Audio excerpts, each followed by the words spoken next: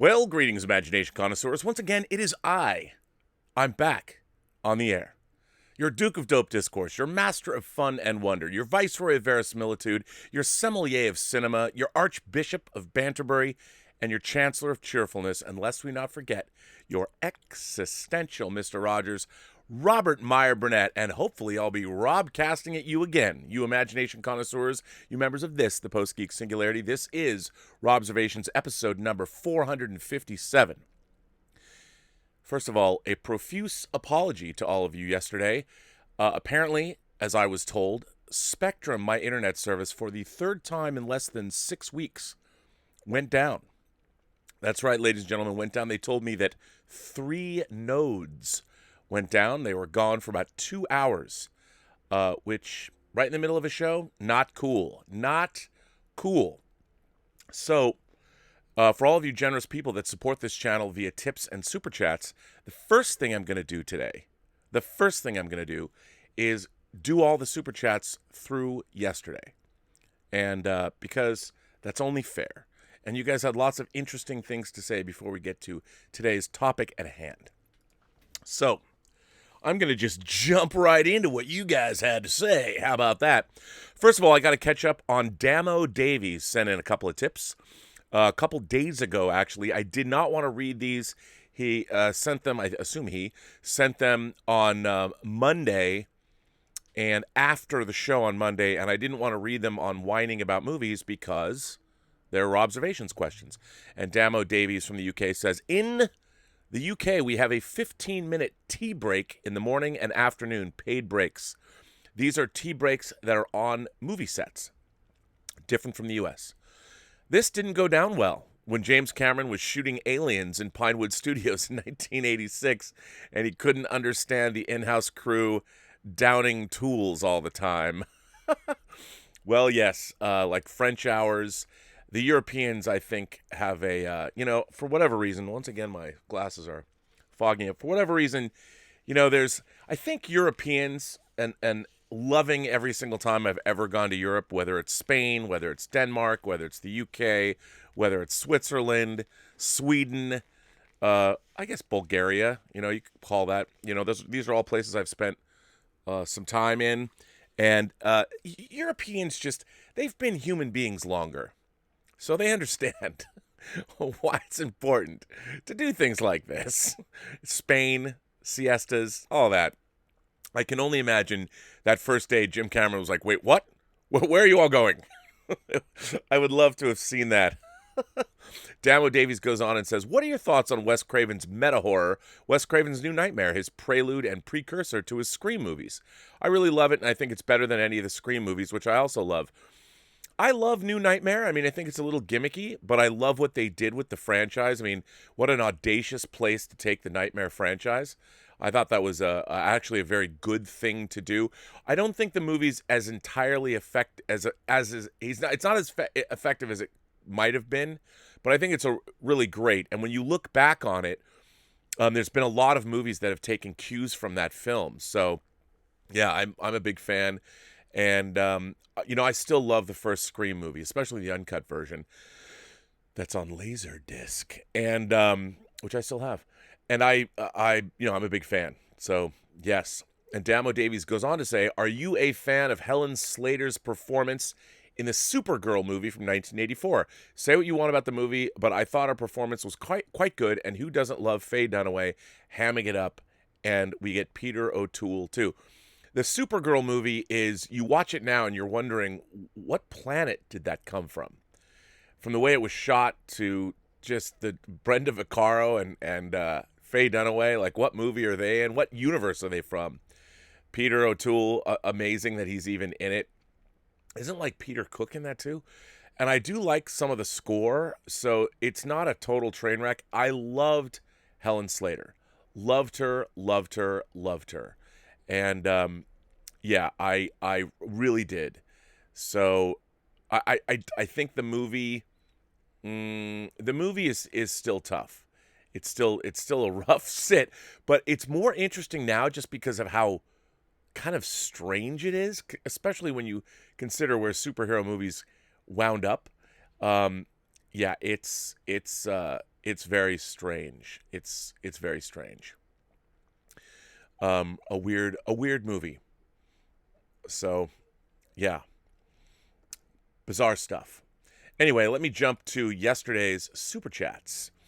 Anonymous starts with all the guidelines theater chains are imposing, why can't they just reopen already? You have the masks and the checkerboard seats laid out already in place. It's not like they're restaurants that have tight spaces, plus you have high ceilings. I think people just want to be I think one of the real things, one of the real concerns, and this isn't really talked about that much, are insurance concerns. Like, let's say you go to a theater and see a movie. Then you are tested positive with coronavirus.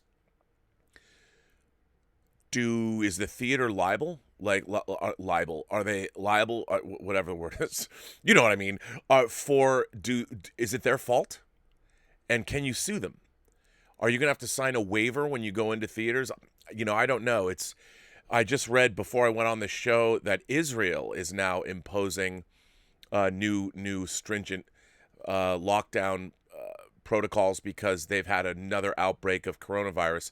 There's never been a human coronavirus vaccine ever.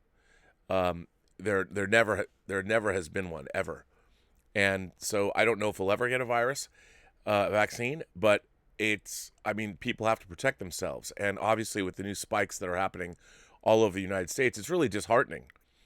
To see how the virus is spiked here. Look, I want to see Tenet, but they're not going to release a $250 million movie until it look.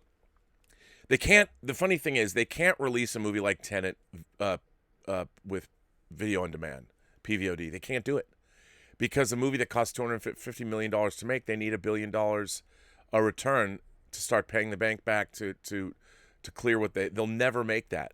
And it'll be a huge loss for the studios. And if the studios start releasing these tentpole properties, whether it's Mulan, whether it's No Time to Die, whether it's any other movies that are Top Gun Maverick, they can't survive. The studios can't survive taking a bath on films that should have been profitable. They can't do it. So, until people are responsible, and I saw in Texas this morning too, they're having a protest to keep the bars open. They'd rather have bars open. People are like, it baffles me. It boggles my mind, especially when more and more young people are getting the virus. So, craziness. I just think they can't open movie theaters until they're sure. They're still going to be, if people come in and they don't take this seriously, they'll wind up being reservoirs of virus. And once a large number of people come out of those theaters and they find themselves infected that weren't infected before, it's going to be bad.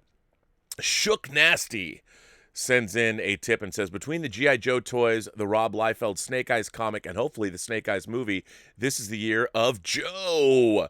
Are you a fan? I'm excited for all of it. Well, I have to tell you, my first love, action figure love, was G.I. Joe. When I was a kid, G.I. Joe 12-inch action figures were the bomb diggity. There was nothing better than 12-inch G.I. Joes. They had the best accessories, the best vehicles. That yellow helicopter and the mobile support vehicle, which was the coolest thing, the headquarters. I had an airboat, like for the swamps, the ATV. There was such cool stuff. It was awesome. Awesome. But then Mego came out with World's Greatest Superheroes, so the 8-inch figures. I never got into Big Jim, which is another Mego thing, but once the Mego figures came out, I was all about Mego figures. I still like G.I. Joe, but G.I. Joe got really dumb at the end, the 12-inch figures, adding people like Bullet Man. Bullet Man, what kind of lame crap was that? And it was really cheaply made too. And even as a kid, one of the things that the reasons that I can't get over buying toys as a middle-aged man with one foot in his grave is that when I was a child, I always felt betrayed. I've talked about this a lot on the show, but I always felt betrayed by the toys they made because nothing ever looked right. The proportions were all wrong. Like when Mego put out their Batmobile, right, for the 8-inch figures. First of all, The Batmobile was like this big, and on the side of the Batmobile was a sticker that said Batman. It was like the Batman logo. Well, as a kid, I'm like, what is this crap? Like, why would you do something that's that stupid? Batman and Robin do not drive around in the Batmobile with a sticker that says Batman on it. I mean, it was so dumb. And when I would get these things, my parents would get them for me because I'd want them. And of course, the first thing I'd do was like take off the stickers, and they would never come off all the way. They would always leave some stickum, behind. And then you'd have to figure out, like, you'd have to use like duct tape or masking tape and keep putting the masking tape on to take off the stickum. And my mom was like, she would like get offended. Like, why are you pulling off? I said, Mom, this is stupid. And whenever she would buy me things, the greatest, I've told the story before, but I'll tell it again. When I first got that first Kenner TIE Fighter, I don't think I've ever been so disappointed in a toy. First of all, the wings were too far apart. They were too stubby. They weren't high enough. And the feature where you blew off the wings, the spring-loaded wings, they would flop off and fall to the ground. That was supposed to simulate an explosion. Well, that was my imagination was for that. And when I got that thing, I'm like, why is it white? Why isn't it that cool blue-gray TIE Fighter color?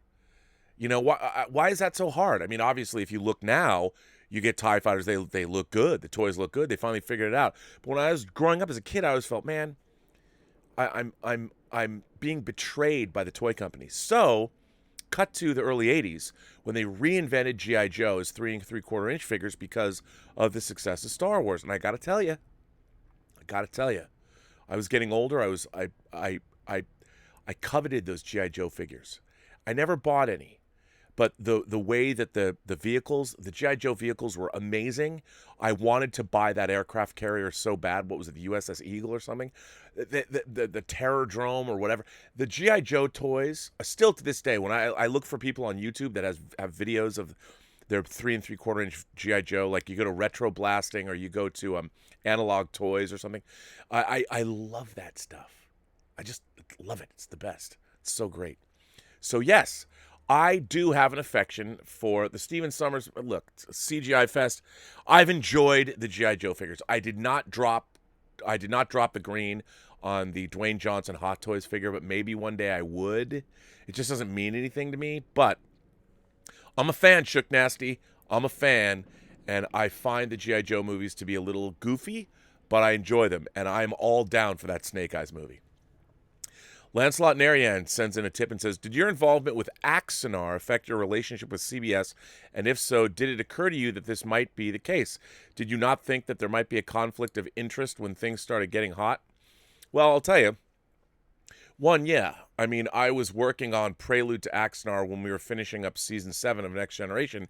But after we finished Prelude to Axanar and we had its premiere at the San Diego Comic-Con, my boss, Ken Ross, Big Daddy Ken, as we used to call him, or the Tony Soprano of network executives, he was a hero of mine. I never really even told him this. He started working at Magnetic Video for Andre Blais, which later became Fox Home Video back in the late 70s, early 80s. I mean, the man, and he was the one that was responsible for getting us the money we needed to do the documentaries on Star Trek. I love Ken Ross. And he came to see the world premiere of Axanar at the San Diego Comic-Con. We had an awesome premiere. He came and he really liked it, so I figured that was cool.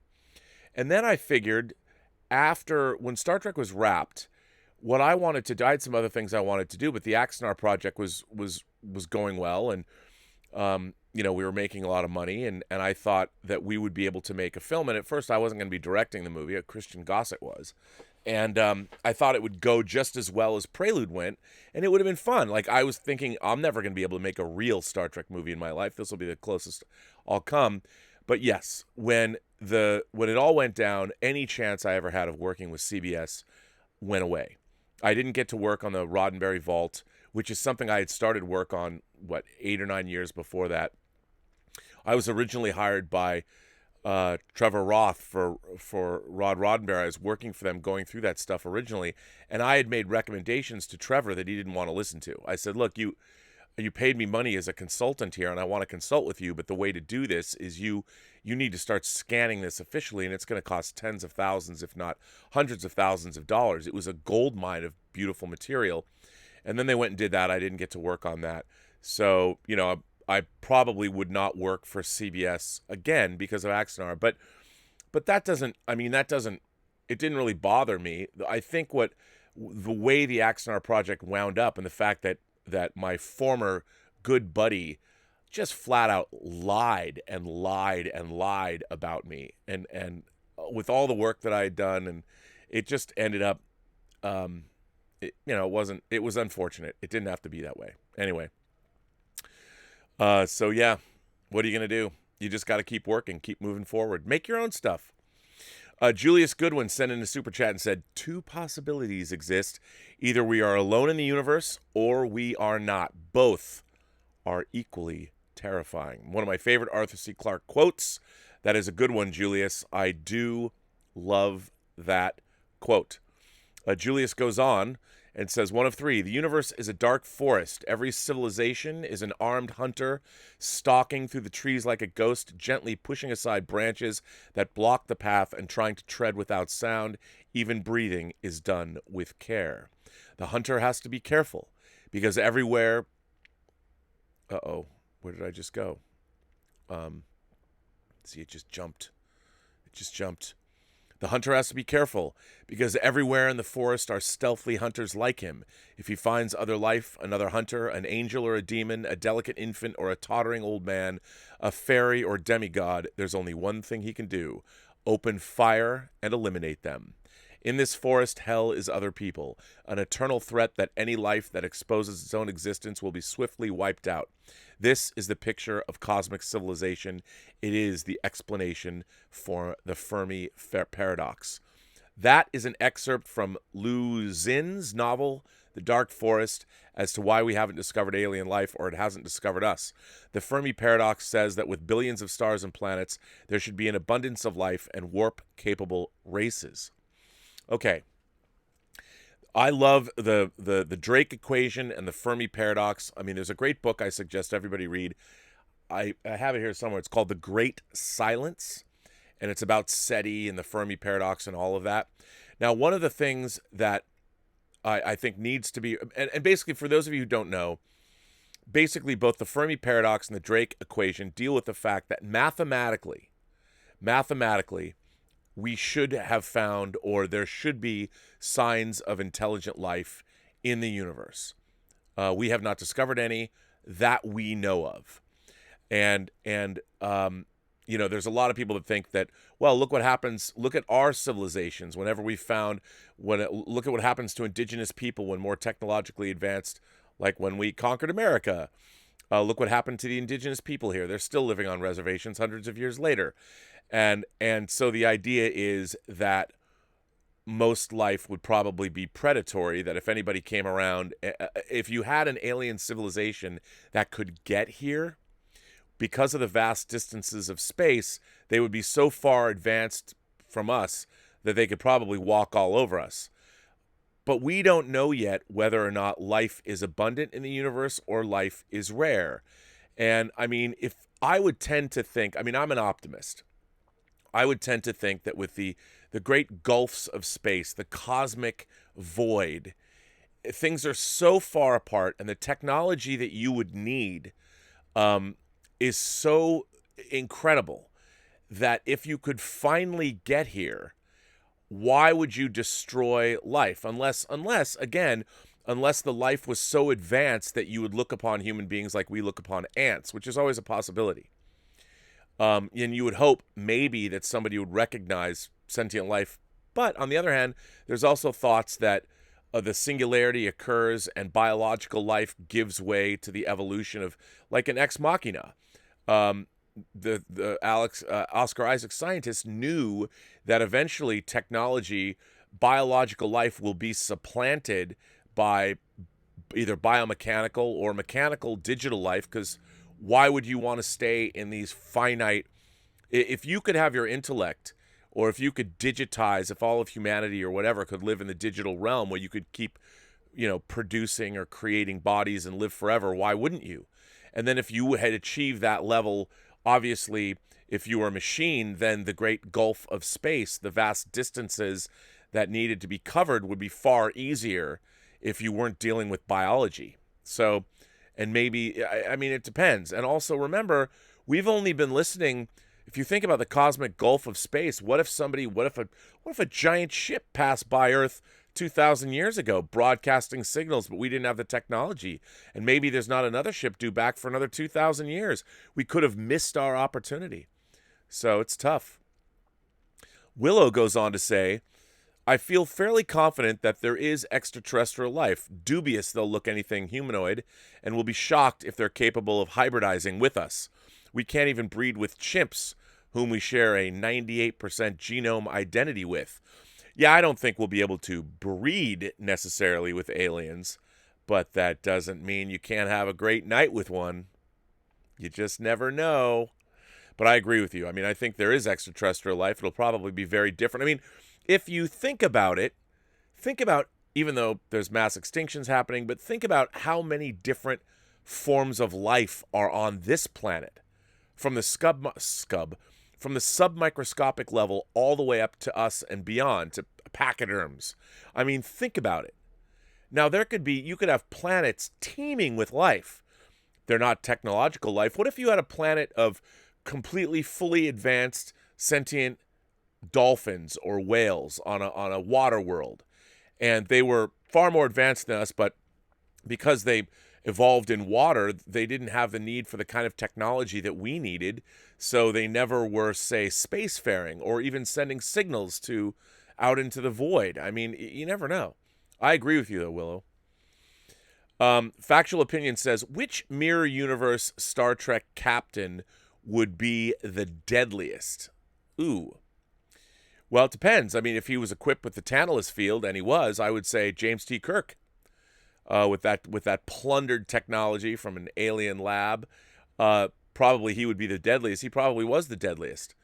But it depends. I mean, I think, to be honest, Spock, if he ascended to the captaincy of the Enterprise, would probably be the deadliest captain, because some of his operatives are Vulcans, and they do things right.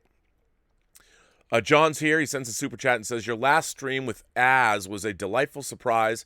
It was one of your best guest spots on any stream. Cheers, man. For those of you who don't know, yeah, I was on a stream with Az yesterday. I thought it was a great stream. We really geeked out. He's a very smart man, and I really enjoyed the time we spent talking together. He has, as David Warner said in Chain of Command Part 2, he has a keen mind. So that was a lot of fun. I'm glad you liked it. I really liked that too. I loved how it degenerated into a total Hot Toys action figure Prime 1 statues geek out fest. It's great.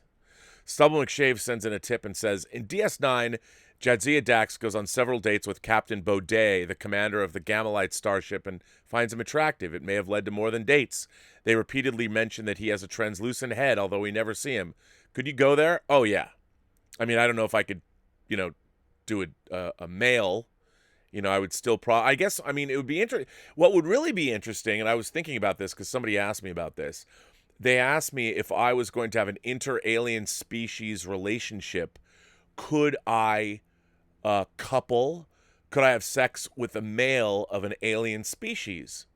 And I was like, that's interesting. And I think that's a really interesting question, because, while yes, I mean, I would say that I'm pretty straight, but I don't think anybody who has a healthy love of human sexuality, I think all forms of sexuality are interesting, and I find, I mean, once you remove if you're able to remove the whole idea of procreation out of that equation and only think about intimate physical pleasure with another human being, I think my horizons are fairly broad when it comes. I'm not admitting anything, but I'm just saying my fairly broad-minded.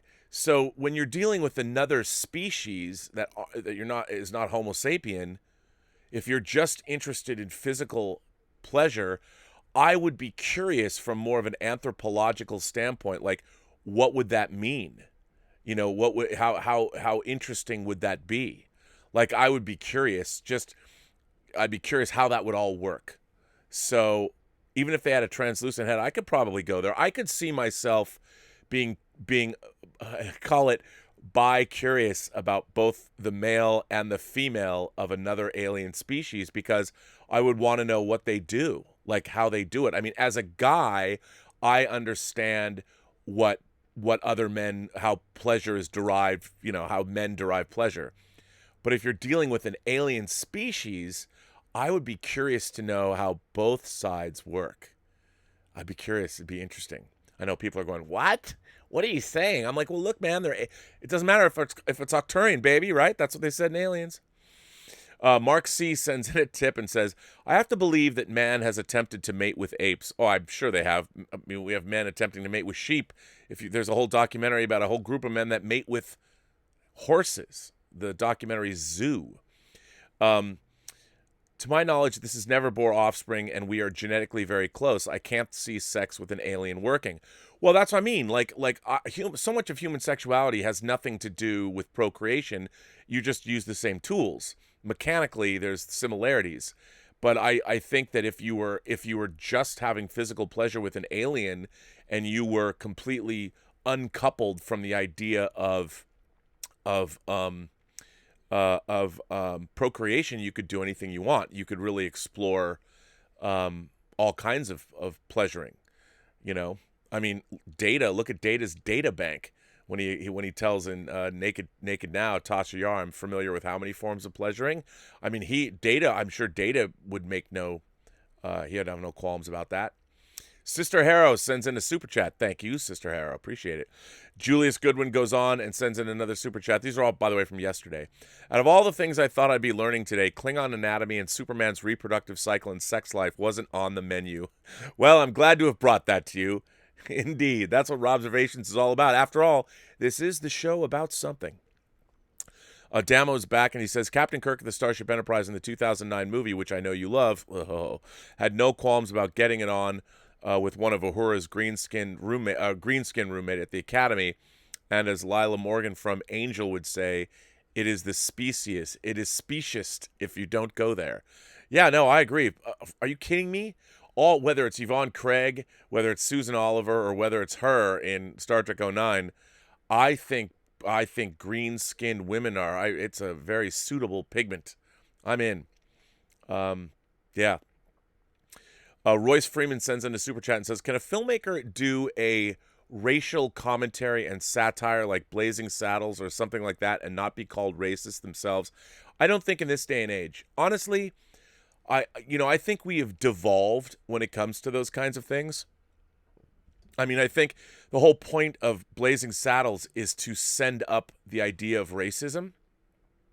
But I think that it came from a time where there was a little more sophistication there. I think a lot of the article I'm going to read about superheroes, I think a lot of people they've lost that ability to understand. I mean, that kind of humor requires quite a high level of intelligence and not to have some knee-jerk reaction to these things. But I think it's only a matter of time before there is a disclaimer put on the front of Blazing Saddles. So I think today, very problematic. Stubble McShave sends in a tip and says, I'd like to see an animated Tim Burton directed movie on the new Weta Animation Studio produced by Peter Jackson. You know what? I've always said Tim Burton has the soul of an animator. And if you watched like Frankenweenie, his original Frankenweenie, not the feature, or Vincent, I would love to see. And of course, Tim Burton produced I think he did James and the Giant Peach, right? And he also did obviously Corpse Bride and Nightmare Before Christmas. But I'd love to see him. I think that's a great idea, Stubble. Let's see that happen. Brendan Shee sends in a super chat and says, Rob, your thoughts on the sci-fi horror Cube. Vincent Natali's Cube, the first Cube, I loved it. When I was in Spain in 1998 for the world premiere of Free Enterprise, Cube won the festival that year. I loved Cube. I'm actually a big Vincent Natali fan. I don't love everything he's done, but I think he's a really interesting filmmaker, and I really enjoyed that movie. Unfortunately, it has what I call the impossible premise. That cube, where is it? Who built it? They can never tell you. I mean, I think they might have in the other movies, but for Cube, that was the only thing I was disappointed by. But I thought it was so clever. I loved Cube. Murray Reich sends in a tip and says, thoughts on Cam Newton signing with the Patriots? I think it's a 1-year contract. You know, we'll see. I think maybe Bob Belichick. I'm interested to see how Belichick can make that work because, you know, when you think about the teaming of him and Brady, I mean, Brady's natural ability coupled with Belichick's coaching created something that went down in the annals of all of sports history. So I'll be curious to see what happens. I mean, I hate the New England Patriots because I'm a Seahawks fan. And when I say hate, I hate them from my fan perspective. You know, I don't know them. I'm sure they're all great guys. And Tom Brady is living the life that all of us would want to live. I mean, how are you that handsome and that good? And how are you married to Giselle? I mean, come on. Who doesn't want to be that guy? But from a sports perspective, I'm really curious to see what Cam Newton can do. You know, we'll see. I think it's going to be one of the more interesting stories of this year's NFL season, assuming there is one. So I'm curious. I want to see what happens. Calvin Bowles says, you're in the middle of commenting on my letter about John Wayne when all of a sudden you just stopped streaming. What happened, and can I hear your thoughts? Well, literally, my internet just went down. Everything just went down. And what was really frustrating was I couldn't get back into my stream to even turn it off. So I had to call Mike Bodden he did that for me. But it was incredibly frustrating when that goes down. And you know, what's interesting is like we're paying for the internet. And I have to say I've liked my service from Spectrum. I like I'm a fan, you know, of what's going on there. And so it's been frustrating, especially when you're in the middle of a show that, like, you guys are you're generously sending me your support economically, and you're sending me letters. I mean, you guys do work for me that I very much appreciate, and I really feel that it's a horrible letdown when I'm doing a show that I can't even get your super chats. I mean, that sucks. So and then I couldn't get back on for hours, so I couldn't.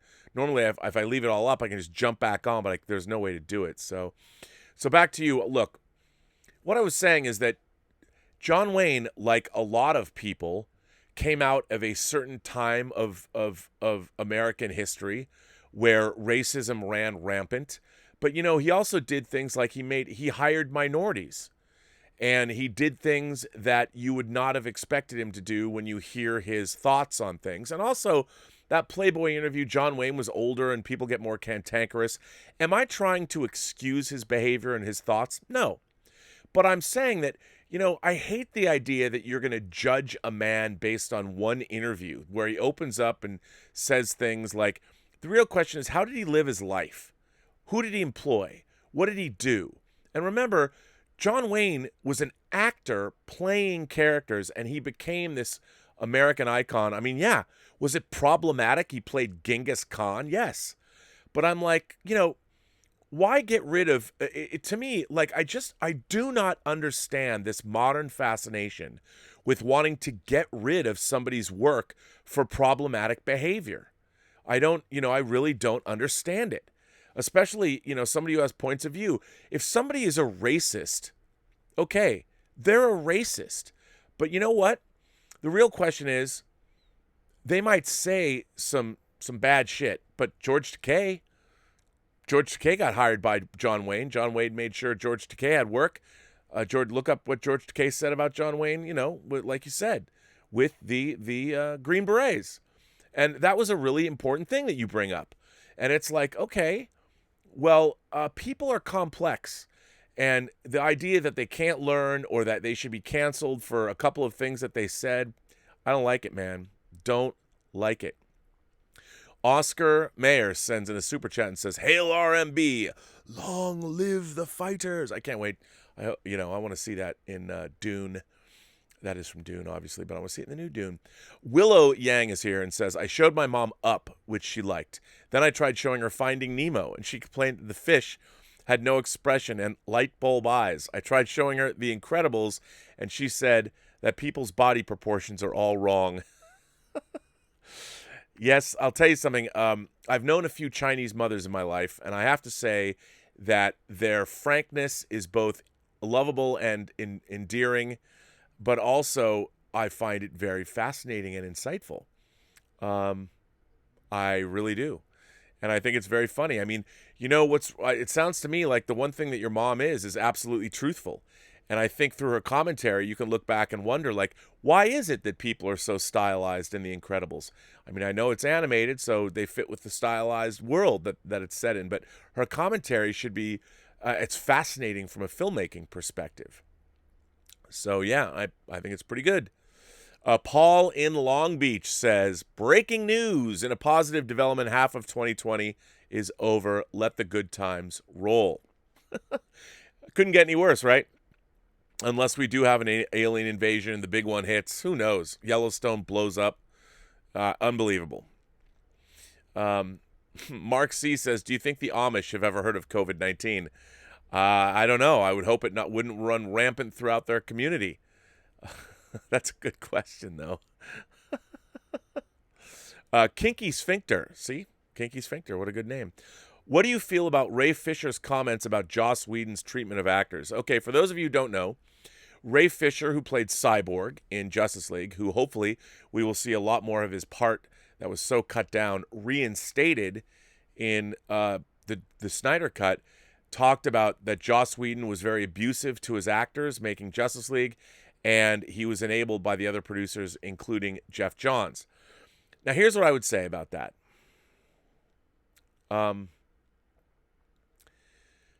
Look, Jeff John, Joss Whedon, I wasn't on set, and you know, it's an ensemble cast. I think Joss Whedon as a director, I can't even imagine the enormous pressure was put under, and I think he had no time. The situation was less than ideal all the way around, and I don't doubt that pressure got to him and made him abusive. I believe that he absolutely probably was. But I also think that, again, you have to consider the pressure that he was under to deliver the goods. If he really did write 80 pages to the script and rework the whole thing, I can't even imagine. And he was expected to make another Avengers and Avengers Age of Ultron. I mean, it was insane. He was in a no-win scenario. I do think, however, what I really do not like is this new culture where people are being, you know, why is everyone being, after the fact, it's so easy to just, you know, rip people up one side. And I'm not saying that, he's wrong, but, you know, why do that now? I don't know, especially when you're getting the Snyder Cut. I don't know. And there's no, like, what does that mean? People just say stuff and there's no evidence and so I think it's frustrating that kind of thing happens. I do. Stubble McShave goes on and says in a tip, and he says, have you any idea how much bigger the interest costs are for a $200 million movie that gets pushed a year? Oh, yeah, I do. What Stubble is referring to is studios are not sitting on mountains of cash. As we all know, when we look into these things, movies are not nearly as profitable as you might think. And so when a studio makes a $250 million movie, they're making that movie with a line of credit. And part of their interest payments and how they build in what they're going to pay back as far as that interest is concerned, and the principal and the interest, is based on the release date for the movie.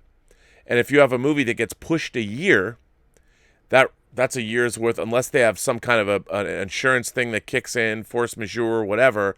But of course, the businesses, the studios want to continue to be in business with the banks, and it's all an ecosystem.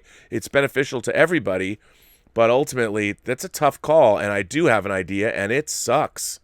It sucks. Mark C sends in a super chat and says, one of the great things about the 80s is that it was a vehicle. One of the great things about the 80s is that it was a vehicle line. The new 6-inch figures are cool but have less play value because the vehicles are no longer cost effective. Mark C is talking about G.I. Joes. Bruh, the G.I. Joe vehicles, I mean, as somebody, you know, I made a choice.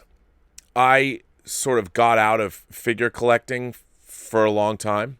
Like after Star Wars was kind of done, I did get back into it with Playmates, but I was only exclusively Playmates, Star Trek figures. And it wasn't until they brought back the 12-inch figures for Star Wars in the late 90s that I got back into it. And then in the early aughts, there was a lot of bootleg figures that were made, third-party figures. And then the quality Hot Toys hit with their Alien and Predator figures, and I was off to the races. But I always loved the vehicles. And nowadays, it's so hard. Like, I've got my Hot Toys Batman 89 Batmobile. It's so big. What do you do with it? I do want to get the Ecto 1 that they put out. It's like $1,700. It's sold out. But I want to get that Ecto 1 because it's rad. And I have all the Ghostbusters figures, so... But yeah, you're absolutely right. The vehicles are amazing. Macworld Trey is here. Max World Entertainment is here with the Super Chat. Hail RMB, the Viceroy of Verisimilitude. You rock. Well, thank you, Trey. I appreciate that. And so do you. Stubble McShave sends in a tip and says, 1 of 2. The basic premise, the book Escaping Exodus by Nikki Drayden sounds great. Humanity must flee a dying Earth looking for a new planet. They don't find a suitable planet, but comes across big creatures living in the vacuum of space. Humanity starts colonizing the creatures. Wow. They use up the creatures for food and fuel from the inside and migrate to another creature when the first is used up. The premise sounds great. Unfortunately, it hasn't gotten all that good reviews. I like the concept, though. What a great idea. Like, they colonize like a giant space whale and use it up. I mean, that brings up a lot of moral and ethical questions I think are really interesting. I would totally be into that. Mark Evans says, regarding yesterday's topic, if you consider how many things had to go just right for us to be here, it's really doubtful for other intelligent life. Without the moon, no us. Without Jupiter, no us. And it goes on and on and on. Not impossible, but, well, I would say if you think about the building blocks of life, there's not that many. And if you have water and you're close to, obviously you have to have the right gravity, as you said. There are things that have to happen, but in the infinitude of the universe, I mean, maybe it's not as rare as we would think. I don't know. We would need a case study. We need to find out. Lord Toth sends in a super chat and says, "Happy Canada Day," as the Royal Canadian Mounted Police as the RMCP in my... Oh, you are Royal Canadian Mounted Police in my Red Search Day. That was yesterday. Canada Day was yesterday. Now, Lord Toth, I would ask you, one of my favorite book series of all time is about the Special X Division of the Royal Canadian Mounted Police. And you're saying to yourself right now, there is no Special X Division. I know. But Michael Slade's books, beginning with Headhunter, if you guys like horror fiction, I cannot recommend these 4 books to you highly enough. Headhunter, Ghoul, Cutthroat, and Ripper. Oh, man. Oh, how come these movies or books haven't been adapted? I don't know. He's written a lot more. I mean, it started out as 3 Vancouver prosecuting attorneys, and they're all about diabolical serial killers, and they're all tied into the history of Canada. I know it might not sound that appealing. Trust me, these books are awesome. And the 2 characters, Robert DeClercq and Zink Chandler. And they're each stars of their own books, and then they team up, and then you meet their supporting cast. Ooh, it's great. Good stuff. So check it out. Calvin Bose is here and said, Braxton asked in Mirror Mirror why the Hawkins were still the same. Ooh, what an interesting question.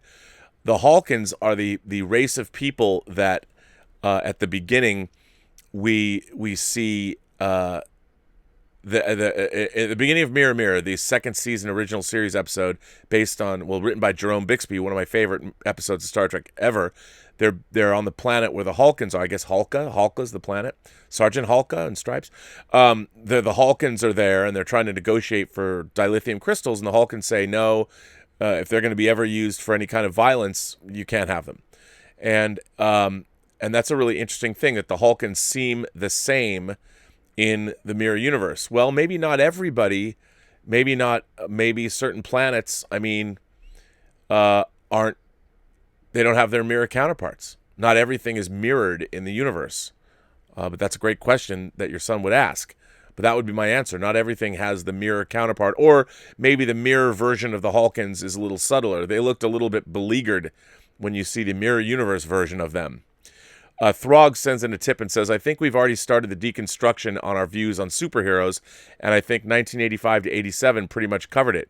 Start with Marvel's Squadron Supreme, move to Punisher, the first miniseries, Watchmen, The Dark Knight Returns, Batman Year One of two, and end it with J.M. DeMatteis's work on Death of Spider-Man. Sure, there's been more before and after, but you can't discount Moore's arrival, and both Moore and Miller in their prime. Supplemental material would be the 1994 Marvel and 1996 DC Kingdom Come. Marvel's and Kingdom Come are incredible, but we're going to talk about that soon. Koba sends in a tip and says, maybe in the future we all become like Captain Jack Harkness. He's a 51st century guy. He's just a bit more flexible when it comes to dancing. By this time, you're a lot spread out across the galaxy. So many species, so little time. Look, I've said many times that Captain Jack Harkness is my man crush. I would completely sleep with him. Like, who wouldn't? I mean, from the 51st century, he could probably show you things you'd need to learn. So, yeah, why not? He's a very handsome dude. Mark C. sends in a super chat. Plus, you know what? Imagine what he knows. Unbelievable. Mark C. sends in a super chat and says, Ethan from The Searchers is John Wayne showing how a character who is racist no longer fits in with that society. Ethan's hate has ultimately made him alone. That's the whole point of the ending. I totally agree. That's one of the reasons The Searchers is a great movie. And sure, is its portrayal of indigenous people problematic? Sure. Bob Tozzi is here, and he says, Happy Bobby Bonilla Day? I'm not sure I know who Bobby Bonilla is. I need to check that out. I was wondering, when you Skype into John Campia's show, are you seeing a feed of the show from John's Wirecast, or are you seeing the side of his head due to the webcam placement? Just wondering. Oh, no, I'm seeing the side of his head. I watch the show live. I have I have it on YouTube up there. When I Skype in, I can't see him. I just see the side of his head. So that's true. Well, ladies and gentlemen, before we get to today's main event, I have something to show. I have an unboxing to do. 2 unboxings to do, actually. Now, this first box, I just want to show you. So, this box, this is how this box arrived. This is, by the way, not from Amazon. This was just an Amazon box that was made use of. But this had to come through customs. This came from Germany, ladies and gentlemen. This came from Dieter Bastian. And I am very excited. This is one of 2. I'm going to open this. I promised him I would open it on the show. There has been things coming out in Germany that have not been coming out in the United States. And, wow, things I needed. Let's see what they are. The first, look at that. The Hitcher, ladies and gentlemen. The Hitcher on Blu-ray. Ooh-wee. Wow, wow, wow. Very exciting. This is just a joyous, and this looks like it's in good shape, so it's okay. This is just, ladies and gentlemen, the Japanese Akira 4K disc, the 4K remaster of Akira that I've been having such a difficult time acquiring. All of my normal places would not ship it to me. Very, very distressing. So when you have a friend like, oh, look what Dieter threw in. My favorite. I mean, Dieter is like, he's my German fairy godmother. There's more stuff in here. This is just amazing. All right, let's see what this is. Now let's see. Okay. This might be one of my most eagerly awaited titles on 4K. This is the new remaster of David Cronenberg's Crash. As you know, I'm a huge Cronenberg fan. This has never been available in HD in America. Actually, in North America. Germany was the first to get this restoration. Wow, what great packaging this is. I have to tell you, man, this is like, I don't even know what I do. I don't know what it is. All you people getting remasters like this, having friends all over the world, you guys are the best. And having Dieter basically go shopping for me, is a little nutty. Now, wow, this is just, I'm telling you, Dieter, you've outdone yourself. Here is the German Book of Near Dark. This is a very difficult Blu-ray to acquire here in the States, but this is a book which I really wanted. And this is the second sight, Revenge, which is a particular favorite that Dieter got for me. I think I could have gotten Revenge, but Dieter got it for me anyway, which I appreciate. Not to be outdone, ladies and gentlemen. Here is a second box all the way from Germany, which I'm not quite sure everything that's in here. There's one thing I know that's in here that I've been really waiting for. But, wow, this box came a little bit, it's in a little better shape, I have to say, as I tear into it like a little kid on Christmas morning. Wow, this is very well packed. Wow, Dieter is the man. More Haribo gummy bears. Look at this. And wow. I don't even know. Romeo. Oh, he sent me treats for Gilbert and Tallulah. Dieter is a very funny, loving, terrific man. He sent me a present. Look at that. I'm going to open this card and read it.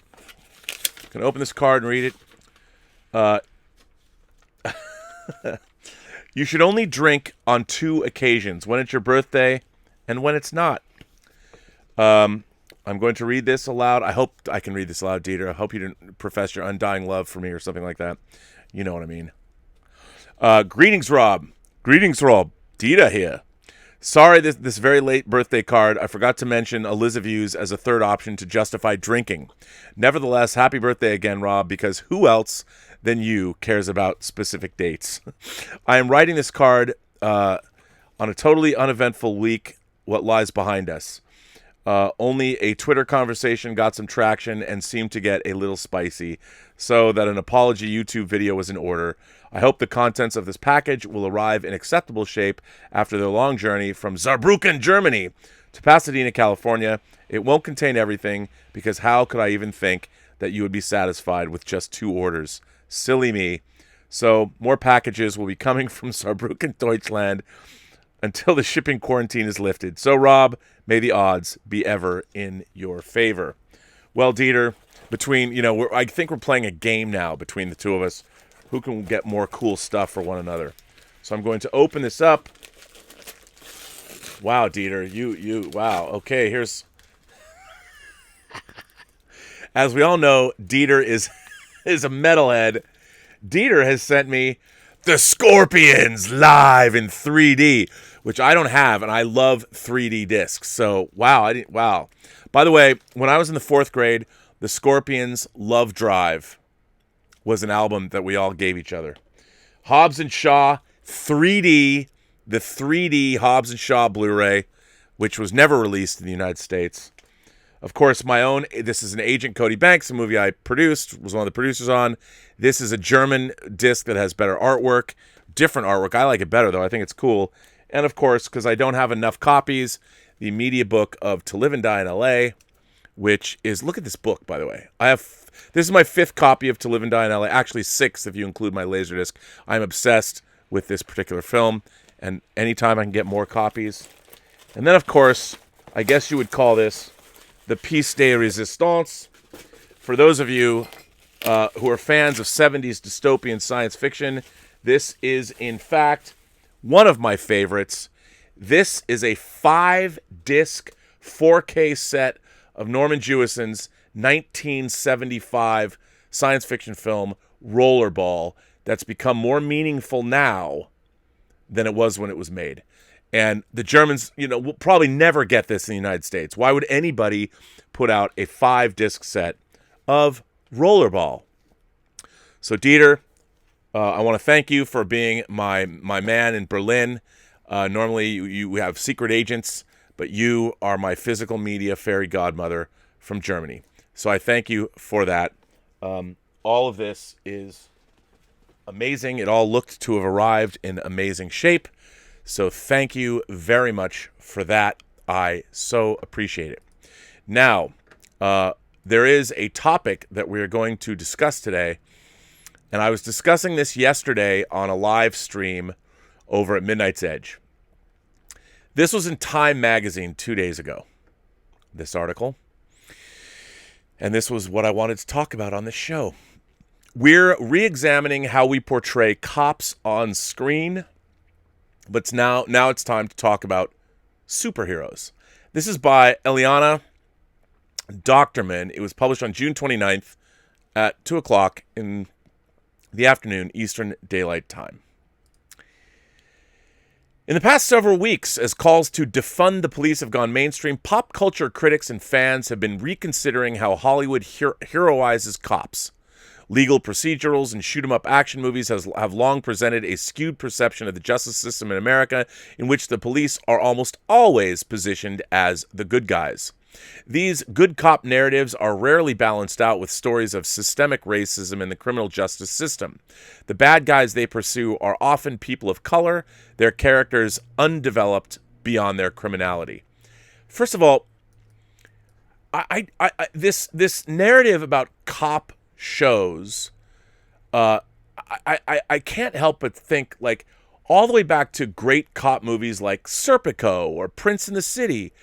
There have always been stories over the last 40 or 50 years about good cops and corrupt cops. One of my favorite movies from 1990, Mike Figgis's Internal Affairs. You've got Richard Gere as a very, very, very bad cop who comes up against Andy Garcia. Movies like Training Day, things like End of Watch. This idea that that there's a lot of, look, on TV, there's obviously a lot of cop shows, and I understand, but it's such a weird thing to me to think that cops are only seen as some kind of as saviors, and that, look, there's a lot of great police out there. There really is. And just like everywhere else, there's bad shit going on in just about, look, the movie industry. There's bad people in the movie industry, you know? And I think that but this idea that we can't have cop thrillers anymore because, what, we can't show that there are cops that want to be good? Of course there are. Probably a lot more than there are bad cops. But anyway, in this period of reckoning, the long-running show Cops and the widely watched live PD have been canceled. Actors and writers who contributed to police procedurals are criticizing their own work and donating money to the NAACP Legal Defense Fund. Parents are protesting benevolent portrayals of canine cops in children's television show Paw Patrol, and Ava DuVernay's film collective Array is launching the Law Enforcement Accountability Project to highlight stories of police brutality and counteract a biased narrative. But as we engage in this long overdue conversation about law enforcement, it's high time we also talk about the most popular characters in film, the ones who decide the parameters of justice and often enact them with violence. Superheroes. Cops with capes. Superheroes have dominated popular culture for the last decade. They are fixtures of the highest-grossing movies and icons to more than just our children. They are becoming beacons of inspiration. Protesters dressed as Spider-Man and Batman have turned up at recent Black Lives Matter demonstrations, and yet, what are superheroes except cops with capes who enact justice with their powers? With a few notable exceptions, more on those later, most superhero stories star straight, white men who either function as an extension of a broken U.S. justice system or as vigilantes without any checks on their powers. Usually, they have some sort of tentative relationship with the government. The Avengers work for the secretive agency S.H.I.E.L.D., Batman takes orders from the Gotham Police Commissioner Gordon, even the villainous members of the Suicide Squad execute government orders in exchange for commuted prison sentences. And even when superheroes function outside the justice system, they're sometimes idolized by police because they're able to skirt the law to get the job done. In fact, real-life police officers sometimes adopt the symbolism of those rogue anti-heroes. The Punisher, a brutal vigilante introduced in a 1974 Spider-Man comic, who also starred in a 2017 Netflix series, has become an emblem for some cops and soldiers to the point where Marvel felt the need to address this idolatry in the pages of its comics. In a 2019 story, a group of police fanboys run up to the Punisher and say, "We believe in you." One shows off a Punisher skull sticker on his car. The Punisher rips the sticker off and says, "We're not the same. You took an oath to uphold the law. You help people. I gave that up a long time ago. You don't do what I do. Nobody does." Another cop replies, "Like it or not, you started something. You show us how it's done." The Punisher is representative of a larger problem in superhero narratives. A larger problem in superhero narratives. According to who? Anyway, when Batman ignores orders and goes rogue, there's no oversight committee to assess whether Bruce Wayne's biases influence who he brings into justice and how. Heroes like Iron Man occasionally feel guilt about the casualties they inflict, but ultimately empower themselves again and again to draw those moral lines. In the real world, meanwhile, tolerance for law enforcement acting with impunity is eroding. Those calling for the dismantling of modern policing point in part to the lack of consequences faced by officers who have killed black people like George Floyd, Breonna Taylor, Elijah McClain, and many others without being fired or prosecuted, or at least with significant delays and public pressure before action was taken. As these urgent conversations dominate the news, it's increasingly unclear how either the arm of the law or the vigilante narrative can survive without serious reconsideration. Most of the blockbuster Marvel and DC Comics movies skirt the issue of who should define justice for whom. Captain America Civil War and Batman v Superman Dawn of Justice briefly float the idea of superhero oversight, but both devolve into quip-filled CGI fistfights. In fairness, the Civil War storyline in the Marvel Comics more thoughtfully plumbs the depths of that socio-political debate. What's more, given that the creators and stars of these movies have historically been white men, it's hardly surprising that so few reckon with issues of systemic racism, let alone sexism, homophobia, transphobia, and other forms of bigotry embedded in the justice system, or the inherent biases these superheroes might carry with them as they patrol the streets or the universe. Man, I really hate that paragraph, but I'll get back to that. A new kind of hero. There is some history of reckoning with policing in black superhero films. Blade, the 1998 Wesley Snipes superhero movie, launched the superhero movie boom we're still in today, giving Marvel its first box office smash. The movie, written and directed by white men, references tensions between black communities and the police. In one scene, two cops walk in on Blade fighting what is clearly a monstrous vampire and begin shooting at Blade instead. Blade turns around and asks, "Are you out of your damn mind?" It's played as a throwaway moment, but one that rings true decades on. Marvel announced last year that the two-time Oscar winner Mahershala Ali will star in a Blade reboot. More recently, the racial injustice has become the centerpiece for some black superhero films. The clearest example of this shift is Black Panther, Ryan Coogler's 2018 superhero movie that takes its main subject, the oppression of BIPOC people worldwide. I guess that's BIPOC people. Is that everybody? In that movie, Black Panther, a.k.a. T'Challa, Chadwick Boseman, rules over Wakanda, a secluded, scientifically advanced African country unfettered by colonialism. He faces off against would-be usurper named Killmonger, who argues that Wakanda must abandon its policy of isolationism and help combat systemic oppression across the world. T'Challa eventually discovers that his own father and Killmonger's father had a similar debate in the 1990s when Killmonger's father was deployed to America as a spy. He became radicalized by the racism he saw there. He smuggled weapons from Wakanda to help black people suffering in America. When T'Challa's father confronts Killmonger's father, the latter argues, "Their leaders have been assassinated, communities flooded with drugs and weapons, they are overly policed and incarcerated. All over the world, our people suffer because they do not have the tools to fight back." Killmonger's father eventually loses his life for his political stance. T'Challa's arc is to realize his nemesis is right. While Killmonger and his father broke laws and enacted violence for their cause, their conviction that people of color have historically lacked the tools to fight systemic oppression was correct. T'Challa eventually comes to represent a compromise between these two viewpoints. He uses his relative privilege to empower people who have been held back by colonialism and racism, but finds nonviolent methods to do so. At the end of the movie, T'Challa opens a community center in Killmonger's hometown of Oakland. He asks his girlfriend to run a social outreach program for black communities and his tech-savvy sister to head up an education program. The same sorts of community investment that activists calling to redistribute police budgets into social support systems are now calling for. A Black Panther sequel is in the works from Coogler, and audiences can expect further exploration of this tension between policing and community support. when superheroes and cops collide. It's not just that superheroes act like members of law enforcement, sometimes they interact with them directly. Spider-Man has long had a complicated relationship with the NYPD. Last year's Spider-Man video game received some pushback over what many critics called copaganda. In that game, Peter Parker is a fan of the police, even fantasizing about being a spider cop.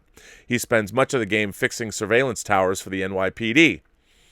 But the introduction of Miles Morales, who made his debut in the comics in 2011, could offer opportunities to explore the contentious relationship between New Yorkers and the police. Miles, who's half black, half Puerto Rican, is the son of a cop. In 2018's animated Spider-Man Into the Spider-Verse, Miles' father doesn't know his son's secret identity. Miles spends much of the movie trying to reconcile his father's love for him with his dislike for Spider-Man as a vigilante. A Spider-Verse sequel is in the works, and many fans hope it will focus more on Miles and less on Peter, and deal with race more directly. Before that, a Miles Morales video game will arrive, hopefully with a more nuanced take on the NYPD than the game that preceded it. With a Spider-Man who's a young man of color in a city with a painful recent history of stop-and-frisk policies disproportionately inflicting trauma on young black and brown men, it will be a striking oversight if it doesn't. And there we have The Watchmen. But the superhero property that most directly engages with corruption and policing is Watchmen. In Alan Moore's 1986 graphic novel, vigilantes who believe they have the right to fight and live by their own moral codes often prove themselves despicable bigots or megalomaniacs. One particular image of so-called heroes confronting a riot which is what this is right here. Look at that. Night Owl and the comedian. One particular image of the so-called heroes confronting a riot looks an awful lot like the recent videos we've seen of police officers shooting rubber bullets and tear gas at protesters. Still, the comic was a product of its time and its storylines that have not all aged well. Really? They haven't? Damon Lindelof's 2019 HBO series adapted from the comic remixes the original story and serves as a spiritual sequel. In recognition of its relevance to the current moment, HBO made all episodes briefly available to watch for free over the Juneteenth holiday weekend. Unlike Moore's story, which ultimately becomes a tale of white men fighting over power, Lindelof's show begins with the 1921 Tulsa Race Massacre. As Victor Luckerson writes in The New Yorker, that event was the country's most significant incident of racial terrorism, during which the city's Black Wall Street was strafed by planes and burned to the ground by white supremacists, abetted by the National Guard. It's a true story that will be left out of school books, mislabeled a race riot, and deliberately forgotten. This misremembering of history becomes a theme of the show. After that preface, the show fast-forwards to modern-day Tulsa and centers primarily on Angela, Regina King, who's amazing, by the way, in the role, a cop pursuing a white nationalist terrorist group akin to the KKK. In order to fight them, cops have begun to cover their faces and adopt superhero alter egos. The portrayal of the police is complicated. Angela, a black woman, is a cop and the hero of the show, but she also does some objectionable things, like kicking the crap out of a suspect in an interrogation room and lying to the FBI. She's also not just a cop, she's also a masked vigilante, working outside the law. But as the mysteries unravel, it becomes clear that Watchmen's real intent is to revisit one of the most lauded stories in the comic book world and re-examine it from the perspective of historically excluded black characters. In doing so, the show reveals the connective tissue that links harm committed against black people from the Tulsa Massacre to the racism that Angela deals with in the present day. Black heroes rise up to meet the darkest force, one that's ignored by most superhero stories: racism. The way forward. If Hollywood is to do better in telling these stories, more creators of color need to be given the reins to tell them. It's worth noting that while Lindelof employed a diverse writer's room, it likely took his name and cachet as the creator of Lost and The Leftovers to get such an ambitious story greenlit. Similarly, while the director of Spider-Verse, Peter Ramsey, became the first black man to win an Oscar for animation, Sony initially approached two white men who ended up producing the film, Lego movie directors Phil Lord and Christopher Miller, with the opportunity to make an animated Spider-Man. Writers must also shake the notion that they are bound by the strictures of or outdated intellectual property.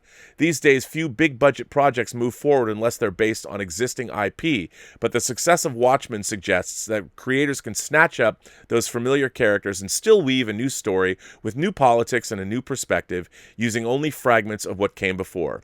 Just as the Watchmen series is a radical departure from a dusty Reagan-era graphic novel, both Black Panther and Into the Spider-Verse borrowed the names and backstories of their main characters from the comics, but took those characters in new and ambitious directions.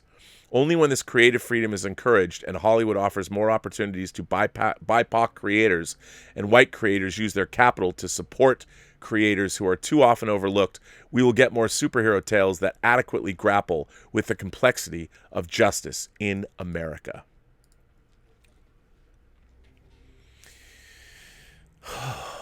Okay, first of all, when I read articles like this, my gums bleed because,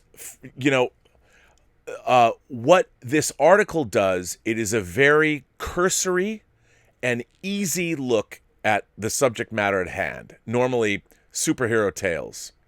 There's no mention at all in this article of the X-Men. None. And if you're going to start talking about race and you're going to talk about, like, let me go back up to this paragraph that I'm particularly enamored of. Hang on, let me find it. Yes. I'm going to read this again.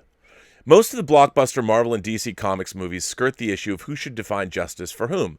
Captain America Civil War and Batman v Superman Dawn of Justice briefly float the idea of superhero oversight, but both devolve into quip-filled CGI fistfights.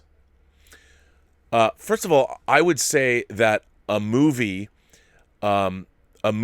like Batman v Superman Dawn of Justice and also Civil War, I don't think either one of those movies would ever be accused of just degenerating into CGI-filled, quip-filled CGI fistfights.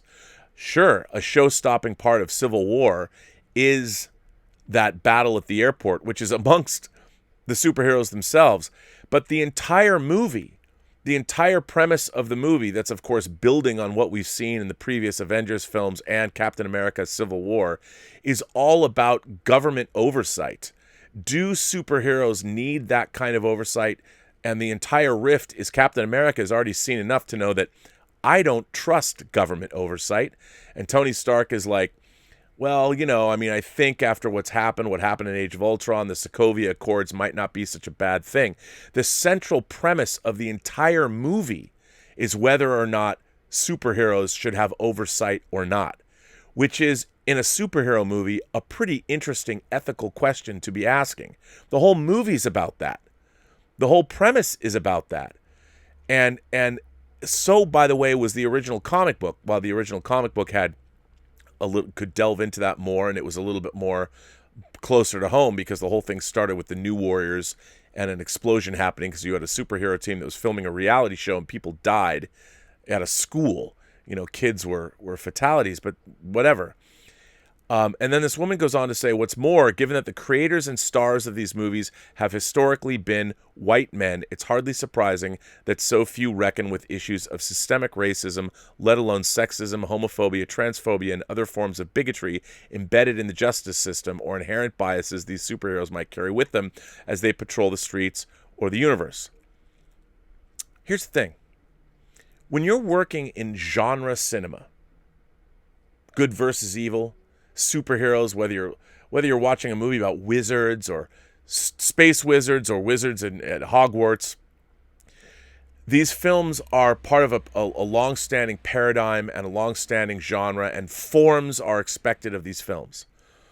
Now, if you're watching a superhero movie like, say, Infinity War or Endgame, while I really do respect the idea that somebody wants to deal with homophobia, transphobia, and other forms of bigotry in the justice system, then maybe make a movie about that in a superhero film. And I'll tell you something. I think, she doesn't mention, for instance, that in Avengers Endgame, Steve Rogers is talking to a veterans group, and one of the members of that veterans group, played by the director, one of the co-directors, I think it's Joe Russo, right? Is actually playing a man who is telling the story about how he asked another guy out. And in terms of, if you want representation in these kinds of, in a movie like Endgame, they didn't have to do that. They could have cut that scene. That scene was important for a number of reasons, because it shows that what Captain America now is doing is he's trying to put together or hold together the very soldiers he fought with and fought for. And it was a very interesting look into Captain America's character. And at the same time, Captain America, who came from a different time, is treating all human beings as equals. And when I read articles like this, it's, to me, first of all, again, there's no mention of the X-Men. The X-Men that have always been about oppressed minorities. And what does science fiction, fantasy, and horror usually do? They tell these stories allegorically. And if you haven't been reading the X-Men for the last 40 years, I mean, the very idea that Professor Xavier and Magneto are Malcolm X and Martin Luther King Jr., the central idea behind their conflict was always born out of the civil rights movement. And to not have any understanding of that, and by the way, those are movies too. There's certainly a lot of those films, but she, the author of this article, doesn't even mention them. Doesn't even mention them. Can't you try just not being a mutant? I mean, how much more obvious do you want to get? And it's like, I can't stand that when people are writing these articles about these genres of film, that it's equating them to the police or whatever. That's a really easy thing to do. But they never take into consideration, these are fantasy films. There are not real superheroes in the world. I mean, you can call people superheroes, but not like they're portrayed in film. And the idea that once you're dealing in a fantasy context, that they have to come back and deal with these real world issues. I mean, they do deal with real world issues, but they're not the primary focus of these stories because that's not the paradigm of what a superhero story even is. Superhero stories throughout the 70s grappled with a lot of different things. I mean, there's a famous cover of when Green Arrow and Green Lantern are teamed up and they discover that Speedy is a heroin junkie. That was Neil Adams drawing that. And there's always been an element of social justice that's run through comic books. That's why Black Panther was created in, 66? And this idea that nowadays everybody's looking back on these things and acting like, well, it's so terrible. We now had to go re-examine comic book characters. Where have you been for the last 40 years? To come back and say, well, predominantly, yes, superhero characters were created by dudes, again, from a time when there weren't a lot of other kinds of creators working in this medium. But since then, we have look at Miles Morales. The movie won an Oscar. You have a half black, half Puerto Rican kid on the big screen. I mean, what more kind of representation do you want? And all of this stuff is happening. But the thing is, these movies, you cannot put your agenda, as I say a million times on the show, you cannot put your agenda in front of your characters and your stories. And there is so much incredible storytelling that's going on in comic books. I mean, Love and Rockets. Look at that comic book. Strangers in Paradise. Hell, Omaha the Cat Dancer. I mean, if you're not making an examination of all forms of comics, then these articles just ring so hollow because they're so superficial and they deal with such a small part of the medium, what is immediately accessible to you, whatever's right in front of you. And it's very frustrating when I read articles like this, as someone who's been steeped in this material for most of his life, to see how just poorly researched and poorly understood all of these things are. And it seems so reactionary. It seems like such a bandwagon article. Let me write this. And for Time magazine to publish something like this is, frankly, I find it very disheartening. I find it very disheartening, especially because what she's getting into, and there's no mention of the X-Men. Like, when I read this, I'm like, do you know that the X-Men's a Marvel property too? Or did you just read about, what is DC and what is Marvel? What are they doing? And it's just disheartening to read if you're going to delve into these subject matters and you're going to be very accusatory about who created these characters, why they created them. Remember, Superman created by the sons of immigrants, and it was a story about empowering people that were also marginalized at the time.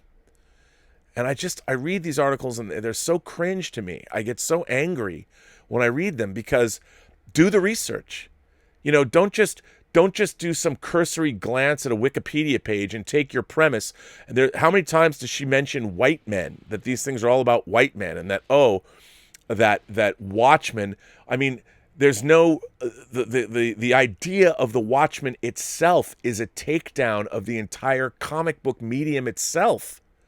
That's what it's about, and it's very frustrating to read this material. It is. Now I'm going to put this article in the live chat so you guys can all read it if you want. And maybe I'm overreacting, but I read this kind of thing and I'm just like, genre fiction has certain things. It is not up to every story to address every issue that everybody wants it to address.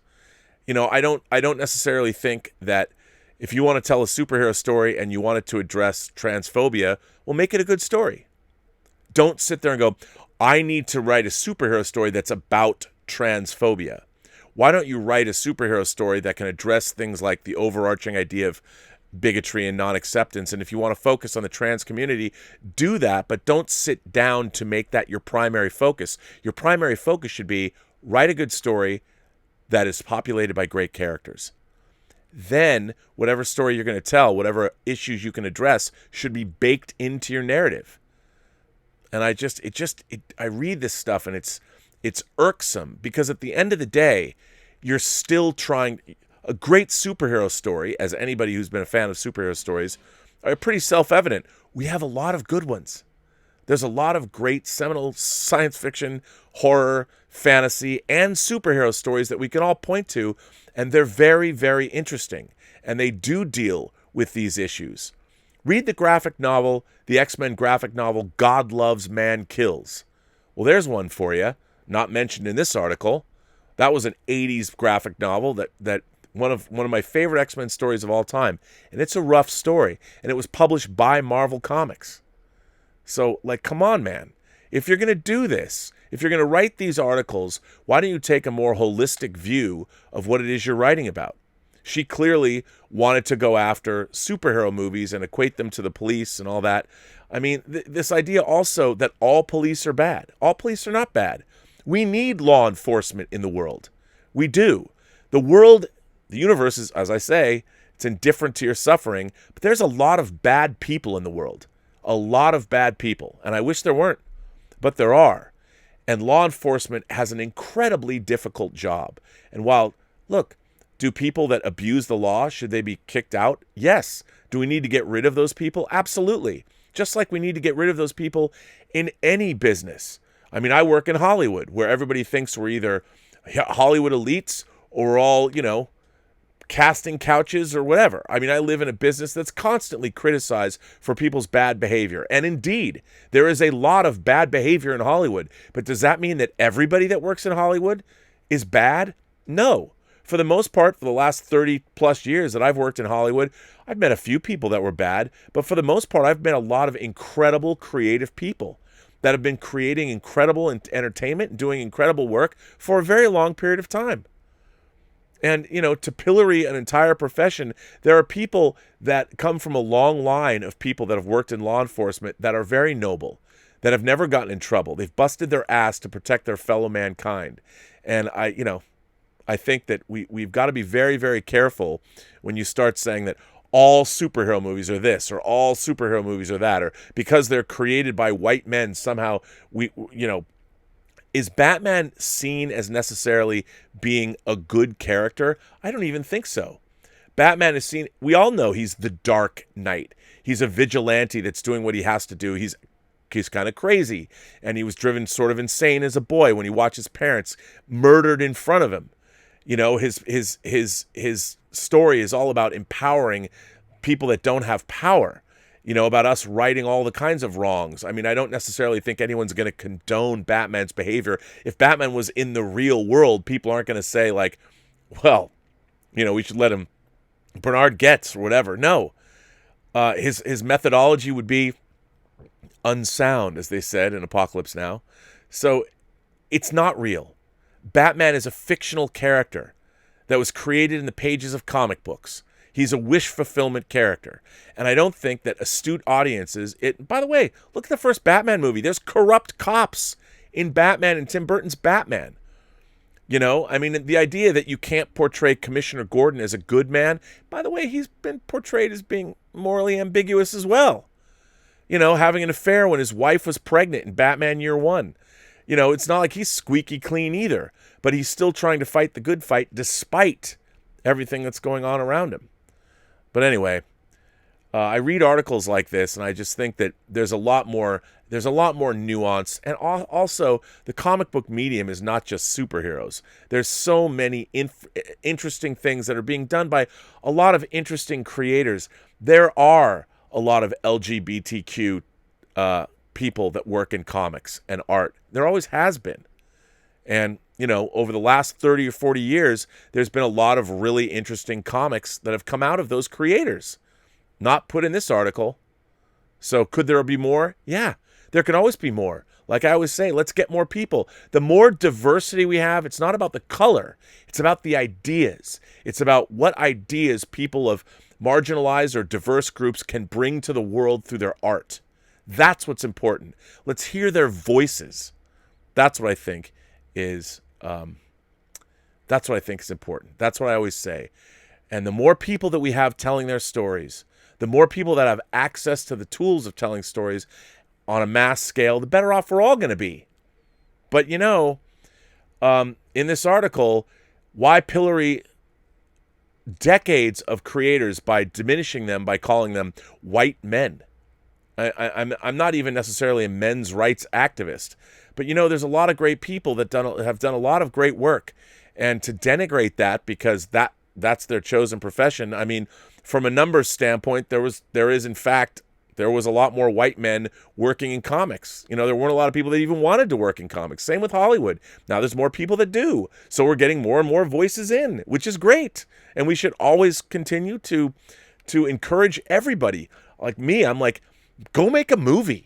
Go do your comic book. Nobody is stopping you. We now have you can get comic books to the world. You can get your movie to the world. The thing I'm talking to you on now is not stopping anybody from turning on YouTube and making videos and getting their stories out there.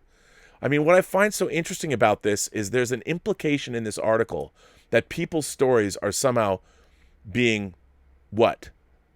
Not being allowed to be told because the white men that control the industry. Well, I don't think that's even necessarily true. It's just who wants to go into the industry? Who wants to go? Everybody can go in the industry now. You can self-publish and make your own. You can crowdfund your own comics. And now with the comic book industry the way it is, you could probably reach more people if you did it yourself. Anyway, I wanted to read this article. It pissed me off. And it's just a number one in a long line of litany of articles that piss me off. But anyway, yes. So very, very. Let's see. I've got letters, people. I've got letters coming from you. And I'm going to read them. I'm going to read them to you.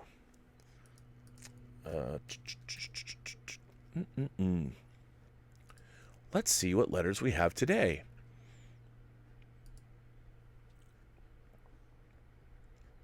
The first letter, ladies and gentlemen, this first letter comes from Adam Blue, longtime letter writer. Hey, Rob, before I get to my letter, I wanted to tell you that I tend to write letters to you in my head. Then, after some time, whatever sticks with me, I decide to then think it out for a bit. Then it usually ends with another imagination connoisseur's letter to inspire me. Thus is this. But curious if you've heard that before. I actually haven't heard that before. I've heard the idea that other imagination connoisseurs cause you to write, which is great. I love the fact that we have an ongoing dialogue of letters that people write. I think it's terrific.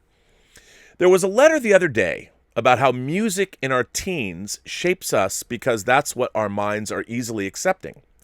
But this is due to our age having less layers of egotistical judgment on our consciousness. As teenagers, we're creative and open because we're at a level where we can understand how the art affects us as we find our identity in the world. But these experiences in the next decade could be the foundation of judgment and ego that stops us from enjoying things the same. For instance, In The Empire Strikes Back, any scene of Vader on the Star Destroyer bridge felt like I was there. Obviously, the cinematography was excellent, but my focus at that age, seeing something like this so well done, well, it gives me feelings of nostalgia to this day. Same when my wife and I go through a walk through a nearby neighborhood, and through the sunlight and tress, I'm feeling the nostalgia of when I was younger. A large part of this is focus. Focusing on what's being enjoyed and not letting the periphery get in the way. This could be from others' comments on things like, for instance, I didn't like The Phantom Menace until I checked online. The focus on things we liked that led to nostalgia is a survival instinct. To further explain really quick, it's the opposite of PTSD or similar trauma from previous negative experiences. In my 20s, I had a roommate in a house I owned. He was about 10 years older than me and recently got a divorce, so he needed a temporary place. He was a personal trainer, but he also meditated. He talked to me about meditation and mindfulness, but I didn't take it seriously at all. Cut to maybe 10 years later, a culmination of things led me to meditation. I stopped trying to watch every movie, play every video game, or post on every social platform. I backed away from it naturally and spent more quality times on things I liked. I was less judgmental and finding deeper personal meaning to the things I liked. This led me to buying a robot model kit at a game store at this exact same time last year. It was a Gundam. My focus on its design led me to be interested in getting into the series. But I wasn't one to watch anime, especially an anime from 1979. But now, only a year later, I have nostalgia for getting into Gundam. When I'm on those walks with my wife in our neighborhood and feel the nostalgia of being a kid, Gundam seeps in. It seeps in because I took the old Japanese anime with a post-meditation perspective. I wasn't getting bogged down by the art or the strange character development. I was bought in because I had complete, non-judgmental focus. From this, I learned that the impressionable teenage experience with music is something that can be achieved at any age with any medium. Nostalgia sometimes seems longing and sad because as we get older, we forgot how to fully accept art because the year's worth of layering ego on one's subconscious. Even today, on one's consciousness, pardon me, not subconscious. Even today, I'm much deeper into the subgenres of music I like because of this focus. So like my old roommate planted the seed in my head, sure what I'm suggesting may sound crazy, but maybe one day the idea will come to fruition for others that hear this. Practice mindfulness or other types of meditation to clear your mind of judgment and ego, which will allow you to more easily connect with art that makes a positive, lasting impression on you. I even think mindfulness is really key for getting through these difficult times together.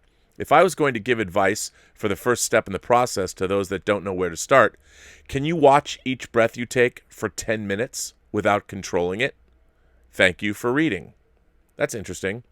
That comes, by the way, from Adam Blue. Now, Adam, I got to ask you.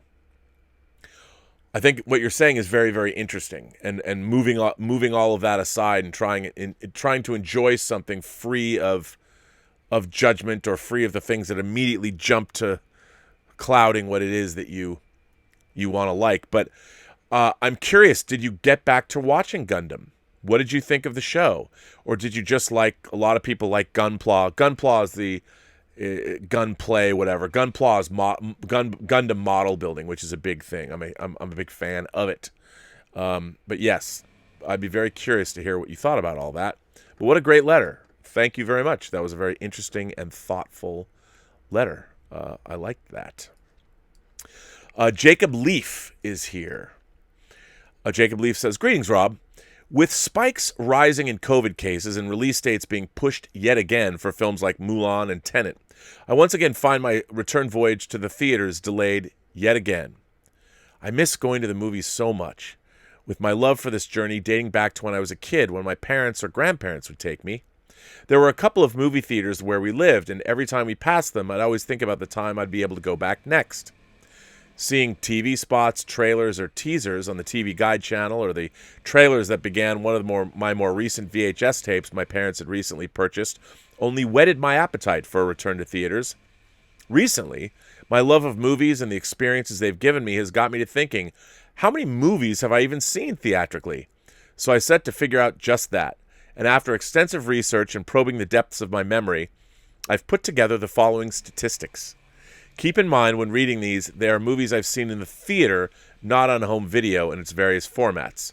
Physical media is the best, because that list would simply be too long. In the nearly 31 years I've been alive, I've seen approximately 378 movies theatrically, depending on if I remember any that I missed. The first movie I ever saw in the theater was Toy Story in 1985, which my dad took me and my sister to see. The first live-action movie I saw was Bogus in 1996, starring Gerard Depardieu and Whoopi Goldberg, which I saw as part of a sleepover inside of a mall for Boy Scouts. The movie I saw the most was Batman v Superman: Dawn of Justice in 2016, which I saw 6 times, which so far is unprecedented, as I can usually afford to go once. 2016 is also the year I saw the most movies, with a total of 48. The years I've gone to the least are 1995 and 1998, with 2 movies each, namely Toy Story and Balto and Mulan and A Bug's Life, respectively. The first re-release of a classic film I saw was Willy Wonka and the Chocolate Factory in 1996, which my mom took me to see. Other notable releases I've seen are E.T., which I saw with my grandmother in 2002, and The Ten Commandments in 2016. The first R-rated movie was Terminator 3: Rise of the Machine in 2003, which I saw with my dad, who is a big fan of the first 2 Terminator films, having shown me them on TV and DVD. From 2004 to 2006, I was a film critic for my high school newspaper, where I reviewed such movies as National Treasure, The Aviator, Friday Night Lights, Ultraviolet, King Kong, and The New World, to name a few. I'm a huge fan of The New World, by the way.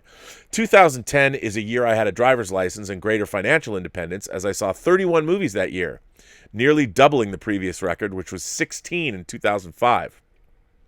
The movies I regret missing the most are 2 trilogies, The Matrix and The Lord of the Rings. I didn't see them until the home video releases, and I'm still holding out hope that Warner Brothers and New Line can deliver a Lord of the Rings 4K set that matches The Matrix one day in terms of audio-visual glory. Oh, they will. Not to mention the mountain of extras, which I know a certain film pundit worked on. You will see those again, I am sure. The first time I ever saw a Star Wars movie was in 1997 for a New Hope special edition, which I saw at a friend's birthday party when his parents paid for a private screening. Good parents. My first comic book movie was 2002's Spider-Man, and my love of superheroes on the big screen has only grown exponentially since. My dad was really into astronomy when I was younger, even building his own telescope, and we used to observe celestial bodies in our driveway on certain clear nights. This is one of the reasons I remember him taking me to see both Mission to Mars and Red Planet in 2000, the Martian double feature. I like Mission to Mars. Actually, I liked them both.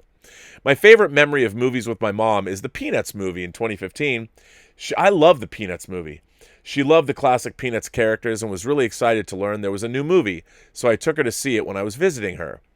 The singular best experience I probably had in the theater was Avengers Endgame, which had a wholly respectful audience and the atmosphere of a rock concert. Other favorites are Fantasia 2000, which was an experience unlike any other, viewing it on the IMAX dome of the Science Museum in Virginia, surrounded by gorgeous animation and beautiful music. There was Shin Godzilla in a sold-out theater of kaiju fans, or witnessing the all-too-brief comeback of hand-drawn animation with The Princess and the Frog. The Frog. Although I'd love to see The Princess and the Frog. The best double feature I ever did was in 2009, where I used my only day off from work that week to see Sherlock Holmes, which I'm so excited just got announced for a 4K release, along with its sequel, and Avatar. I've done a few other double features, but none have come anywhere close to that glorious day. These are but a few of the memories and experiences I have, and hopefully there will be many more to come. Not just for me, but for everyone. So until that day comes when we can roll out to see Tenet, Dune, Black Widow, or whatever it is you're excited to see. Rob and all the members of the Post-Geek Singularity and of the 28 known galaxies, stay safe, stay healthy, and take care. Sincerely, Jacob Leaf. Well, Jacob, what a great letter that is. I love when people send me in nostalgic letters about their past and their journey into movie fandom. That's a great letter. Thank you for writing it. It made me nostalgic. Now I want to go back and, with the IMDb, you can start with the time you started going to movies and just work your way through and you could actually figure it out. So I think that's pretty cool. I should do that. Like how many movies have I seen in a theater? I'd have to go to the Seattle International Film Festival and figure that out too. But yeah, I'd love that. Dear Robert, hey Rob, and members of the Post-Geek Singularity. Kenny Crayley Jr. here. I'm back again with another letter. For today's letter, I wanted to talk about the DC Comics crisis events and their history, along with the history of the multiverse. So here goes. This is going to be a long one. The multiverse in the DC universe was introduced in The Flash 123, where the concept of the multiverse was born out of when the Flash Barry Allen and the Flash Jay Garrick from the Golden Age, this was back in the 60s by the way, crossed paths with each other. Then, in issues of Justice League of America in Crisis on Earth 1, the concept of the multiverse was expanded on even further with the heroes of the Golden Age and Silver Age, Bronze Age of DC Comics. But then around the late 70s until 85, the comics universe of DC became too much, with multiverse versions, with writer Marv Wolfman saying it was not reader-friendly for new readers to be able to keep track of, and writers struggled with the continuity errors it caused. Even fans wrote in letters to DC saying how confusing following DC comics in the 70s and 80s were. Then Wolfman introduced a new character, the shadowy, potentially villainous Monitor. This laid the foundation for Crisis on Infinite Earths. Then in 1981, Wolfman pitched Crisis on Infinite Earths as the history of the DC universe, seeing it as a way to simplify the DC universe and attract new readers. The history of the DC universe's title was changed to Crisis on Infinite Earths because its premise involving the destruction of entire worlds sounded more like a crisis. Later, Marv Wolfman said when he pitched the series to DC, he realized it was going to be a completely new beginning for the DCU. Worlds lived, world died, and the DC universe was never the same. At the start of Crisis on Infinite Earths, the Anti-Monitor, the Monitor's evil counterpart, is unleashed on the DC multiverse and begins to destroy the various Earths that it comprises. The Monitor tries to recruit heroes from around the multiverse, but is murdered, while Brainiac collaborates with the villains to conquer the remaining Earths. However, both the heroes and villains are eventually united by the Spectre. The series concludes with Kal-El, Superboy Prime, and Alexander Luthor Jr. defeating the Anti-Monitor and the creation of a single Earth in place of the multiverse. Crisis on Infinite Earths is noted for its high death count. Hundreds of characters died. Well, if you include the universes, I would say that number's quite a bit bigger, including DC icons Kara Zor-El, the original Supergirl, and Barry Allen, the Flash of the Silver Age. The story's events resulted in the entire DC universe being rebooted. From then on forward, after the Crisis, DC Comics universe was changed forever. Superman and Wonder Woman, plus Justice League of America, were rebooted, and it gave us stories like Batman Year One, The Dark Knight Returns, Batman the Killing Joke, Watchmen, and the Death and Return of Superman, where the comic book stories were darker and grittier. Crisis on Infinite Earths also started a trend for both DC and Marvel to have annual comic book crossovers, and the history of comic books was forever changed. Those are my thoughts, Rob. What are yours? Sincerely, longtime watcher and listener, Kenny Crayley Jr. from Ohio. Well, Kenny, I want to thank you for that letter. As you can see, let me move my Gundam here. This box set, this is a 15-volume box set encompassing some of those stories. The first JLA, JSA crossovers, and also all the Crisis on Infinite Earths crossover. It's 15 hardcovers. By the way, man, metal build Gundams are the shit. Just saying. Yeah, they're pretty great. So yes, I'm a huge fan of all of those stories. Big fan. Nice letter. Nice. Thanks for writing that in. That was a cool remembrance. Emil Johansson is here, all the way from Sweden, ladies and gentlemen. Emil Johansson is here. Emil Johansson is in the chat today, I believe. Rob, I have a preposterous claim to make. I don't expect anyone to say it's true or of myself to prove it, but I can't get the idea out of my head, so I want to share it. I think two different characters are actually the same if you just flip the worlds they're in. I don't mean cinematic universes. I mean it more as an abstract concept. Like if two different writers were writing two different books but based on the same character. The characters I'm thinking of are the MCU Captain America and the Man of Steel's General Zod. At first glance, these characters seem complete opposites. The first reason being they are good versus bad. One also seems to stand for, I don't know how to describe it, maybe liberal values, while the other seems a bit more unhinged. But I think these characters are one and the same. They're just viewed from different angles. They're both characters in my world representing a set of beliefs. They're both very idealistic, and they fight for these beliefs no matter what. In Civil War, Steve puts his foot in the ground and fights for what he believes in, even if the whole world tells him he's wrong. General Zod has the same mentality. Steve wants to do what is right no matter what, even though he isn't sure what that is. General Zod doesn't care about what is right and does everything for his one goal, which is to protect his people. What if Steve at one point decided he didn't care about the right thing since he can't define it, and he just still does what he believes in?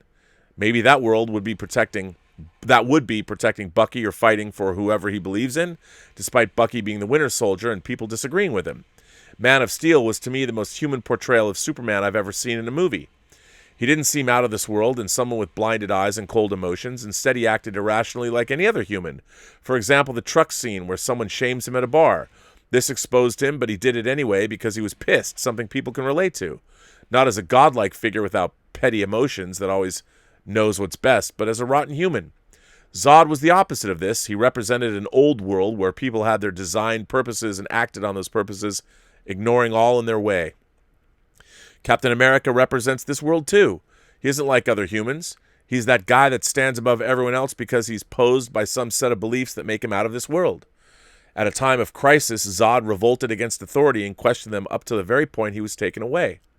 Captain America doesn't sit quiet when he sees something he thinks is wrong, but he revolts as well, even if that means tearing down an entire system or taking on a bully. Zod acts with manners. He greets Kal-El as an equal and gives respect to his nemesis Jor-El, even though they were, after all, enemies. Captain America is someone with manners as well. Even if it's strange, he falls back on good behavior. Zod, for the most part, relies on co-workers and not real friends. Captain America is someone that is more alone than others, even though he's known by most. A narcissistic trait, even. Zod demolished a city out of anger for losing his purpose. Cap demolished the Avengers out of his own personal feelings for a wanted criminal. Zod was ready to exterminate mankind for what he believed in. Cap was ready to get rid of S.H.I.E.L.D. for what he believed in. Even though those things are not the same, the personality behind those actions are. Cap is Zod on a good day, and Zod is Cap on a bad day. Thank you for listening. What an interesting premise you have there. I like that idea. That's, yeah, I mean, but, you know, I think that comic book heroes and villains are always sort of the flip side of certain coins. Like, you know, you've got Batman and Joker, obviously.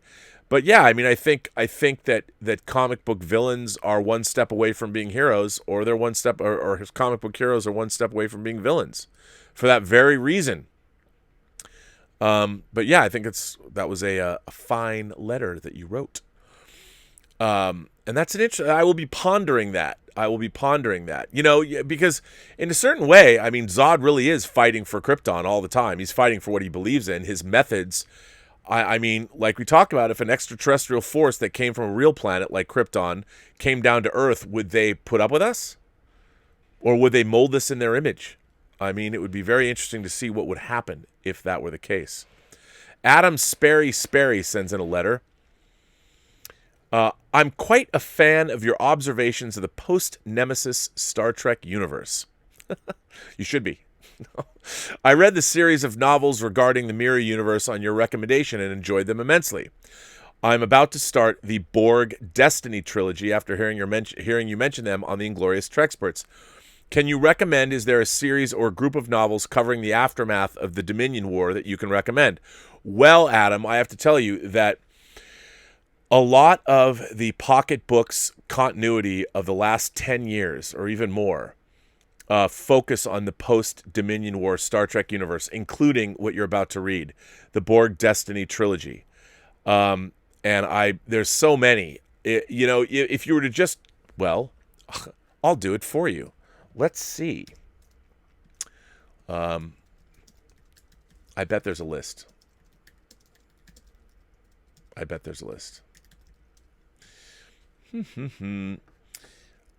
Let's see. There's a Star Trek post-Dominion War.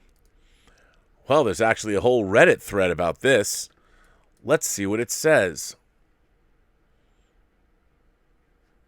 Well, I'll give you that Reddit thread because already it recommends books that I agree with. So if you're watching this right now, I'm putting this in to the live chat. The live chat is here, and well, you know where it is because you're in it. But there you go. There's a link to a Reddit thing, because already A Stitch in Time, written by Andrew Robinson, is probably the best Star Trek novel I've ever read. It's great. But yeah, all of the books, they wrote in continuity for a very, very long time. I just don't know where that continuity necessarily begins. Let's see what I've got now. Philip Alvarez is here. Oh, this is an Elizaviews letter for tonight. For those of you who do not watch our show, why not? Join us for Whining About Movies, where Elizabeth and I, Elizabeth Gwendolyn Bell, the ace, the arbiter of cinematic excellence, and myself, the sommelier of cinema, we discuss a movie while drinking a bottle of wine. And tonight's film, ladies and gentlemen, 1985's Back to the Future, which I noticed that Chris Stuckman just reviewed this week. How strange. But that was Candida, one half of the official couple here on the Burnettwork, Claude and Candida. She suggested it, so that's what we are watching. So, Philip Alvarez, your letter will be read tonight on Elizaviews Whining About Movies. So thank you for that. By the way, if you want to write letters to the Burnettwork and have them read on the show, just send them to me at the burnettwork.net website. I will also play videos. So if you want to make videos of yourselves, and by the way, if you send me any videos, please be mindful of, if you don't use music that is not available for free on YouTube, I can't play your video.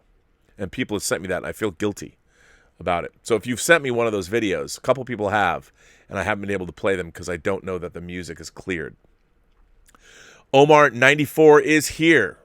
Hello, Rob. Something annoying about entertainment now is how there seems to be this idea of having moral messages and characters being good role models shoved down our throats. One example was the most recent Charlie's Angels movie. I'm all for female empowerment, but I don't need to be hit over the head with the concept. I remember when the first trailer came out for that movie and Kristen Stewart's character says at the very beginning, "I think a woman can do anything." I rolled my eyes and said to myself, oh boy, here we go. I have nothing against female empowerment, but it is very tiresome that we have to be constantly reminded of that. When you watch Aliens and Terminator 2, there is never any point in those movies where Ellen Ripley and Sarah Connor make remarks about the fact that they are women and strong. The story just played it out as it is without any need to have moral messages and role models put it in our faces. I would call that, yes, very didactic. I think it's pretty obvious when you're watching Alien or Aliens or Terminator 2 who the heroes, or in this case heroines, of the story are. Although I think I use the word heroes should be used for anybody who's a hero. It's genderless. I don't know why studios can't just make movies with good stories and characters first and put messages and role models in the background. Not every movie has to have a moral message, and not every character has to be a good role model for the movie and characters to be good. For example, I like Darth Vader and Hans Gruber, but they're not exactly good role models for boys are they? Thanks, and live long and prosper, Omar94. A great point you've made there, Omar. No, they do not have to be good role models. And look, I think that the Charlie's Angels franchise, which goes all the way back to the 1970s, if you actually have to have a character say something about how this women are great or whatever, I think you're sort of defeating the purpose of the entire franchise. But anyway, you're absolutely right. I think a story is dead when some character actually has to state in the movie the idea they want you to understand. That's the worst kind of writing. So yeah. I agree with you. There's a question that has been brought up in this episode that I am not sure of, and I'm going to go back to your chats. I need to know, who is Bobby Bonilla or Bonilla? I don't know. Oh, I was thinking of course, that's why I wouldn't know who it is. Happy Bobby Bonilla Day. I think it's Bonilla. Is it Bonilla? Bonilla. Roberto Martin Antonio Bonilla is a former player in the Major League Baseball of Puerto Rican descent who played in the major leagues from 1986 to 2001. Through his 16 years in professional baseball, he accumulated a .279 batting average with a .358 on-base percentage and .472 slugging percentage. And I read about this morning. I didn't read it. So check this out. It is Bobby Bonilla Day. He hasn't played in Major League Baseball in nearly 2 decades, but one team is paying him $1.2 million a year until 2035. What? He hasn't picked up a professional baseball glove in 19 years, but he's still picking up a paycheck, and a hefty one at that. It's July 1st, which for the New York Mets means it's Bobby Bonilla Day. The former slugger retired in 2001 with the St. Louis Cardinals, but he has also been collecting a check of nearly $1.2 million from the Mets every year on July 1st for a decade. Wow! The deal is part of a contract negotiated by Bonilla's agent. Is it Bonilla or Bonilla? His agent, Dennis Gilbert, which will pay Bonilla $1,193,248.20 every year until 2035. Wow! A former All-Star who last played with the Mets in 1999 will be 72 when his contract with the team expires. How was Gilbert able to secure such a sweet deal for his client? They can both thank disgraced financier Bernie Madoff and Mets owner Fred Wilpon. The Mets wanted to part ways with Bonilla in 1999, but he had $6 million left in his contract. Wilpon believed he was getting a huge return on his investments through Madoff, but the Mets owner turned out to be a victim of Madoff's infamous Ponzi scheme.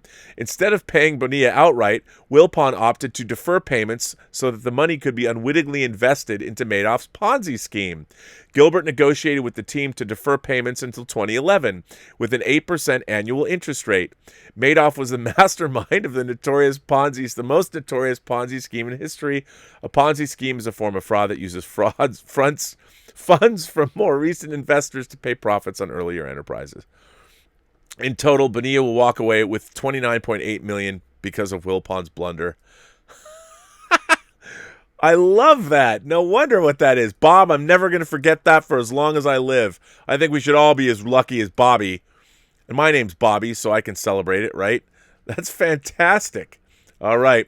Jason Bueno sends in a super chat and says, third show with unboxings, take it out with Rob. People have always asked me to do unboxings, but it's no fun. I mean, when Dieter Bastian sends me a package with all of this awesomeness in it, it's fun. But, if I was just going to open my toys, the problem with opening toys is then you want to go, go through them and you get caught up in it. And that could be fun. Doc Savage sent in a super chat and says, as a black dude, I want the people deciding the Golden Girls Mud Mask episode at Aunt Jemima and other problematic subjects are racially offensive. My theory is no one black is making these decisions. I want people deciding the Golden Girls Mud Mask episode, Aunt Jemima and other problem. As a black dude, I thought it was one. Okay. As a black dude, says Doc, I want the people deciding the Golden Girls Mud Mask episode, Aunt Jemima, and other problematic subjects are racially offensive. My theory is no one black is making these decisions. Well, you might be right about that, because I've actually heard when I was growing up, I've talked to other people that were black that liked things like Song of the South growing up. Like, they obviously racism was recognized, but there was still value to them.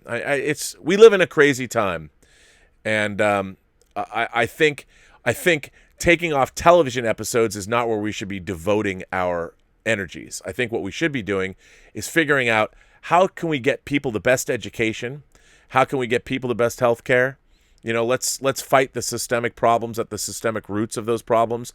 Let's make sure when people are living in low-income neighborhoods that we're taking care of those people. We're making sure to lift them up and give them the opportunities that they need to have, like everybody has growing up. Great teachers, great schools, great learning opportunities. I mean, we got to start there. But I want to thank you for supporting the channel. I also love the fact that your name is Doc Savage, Man of Bronze, with Ron Eli. They keep trying to remake that with The Rock, and I would watch that movie. I don't know if you're a fan of the movie, but you do call yourself Doc Savage. Are you a fan of the character? And what do you think? Would The Rock be a good Doc Savage? I think he would.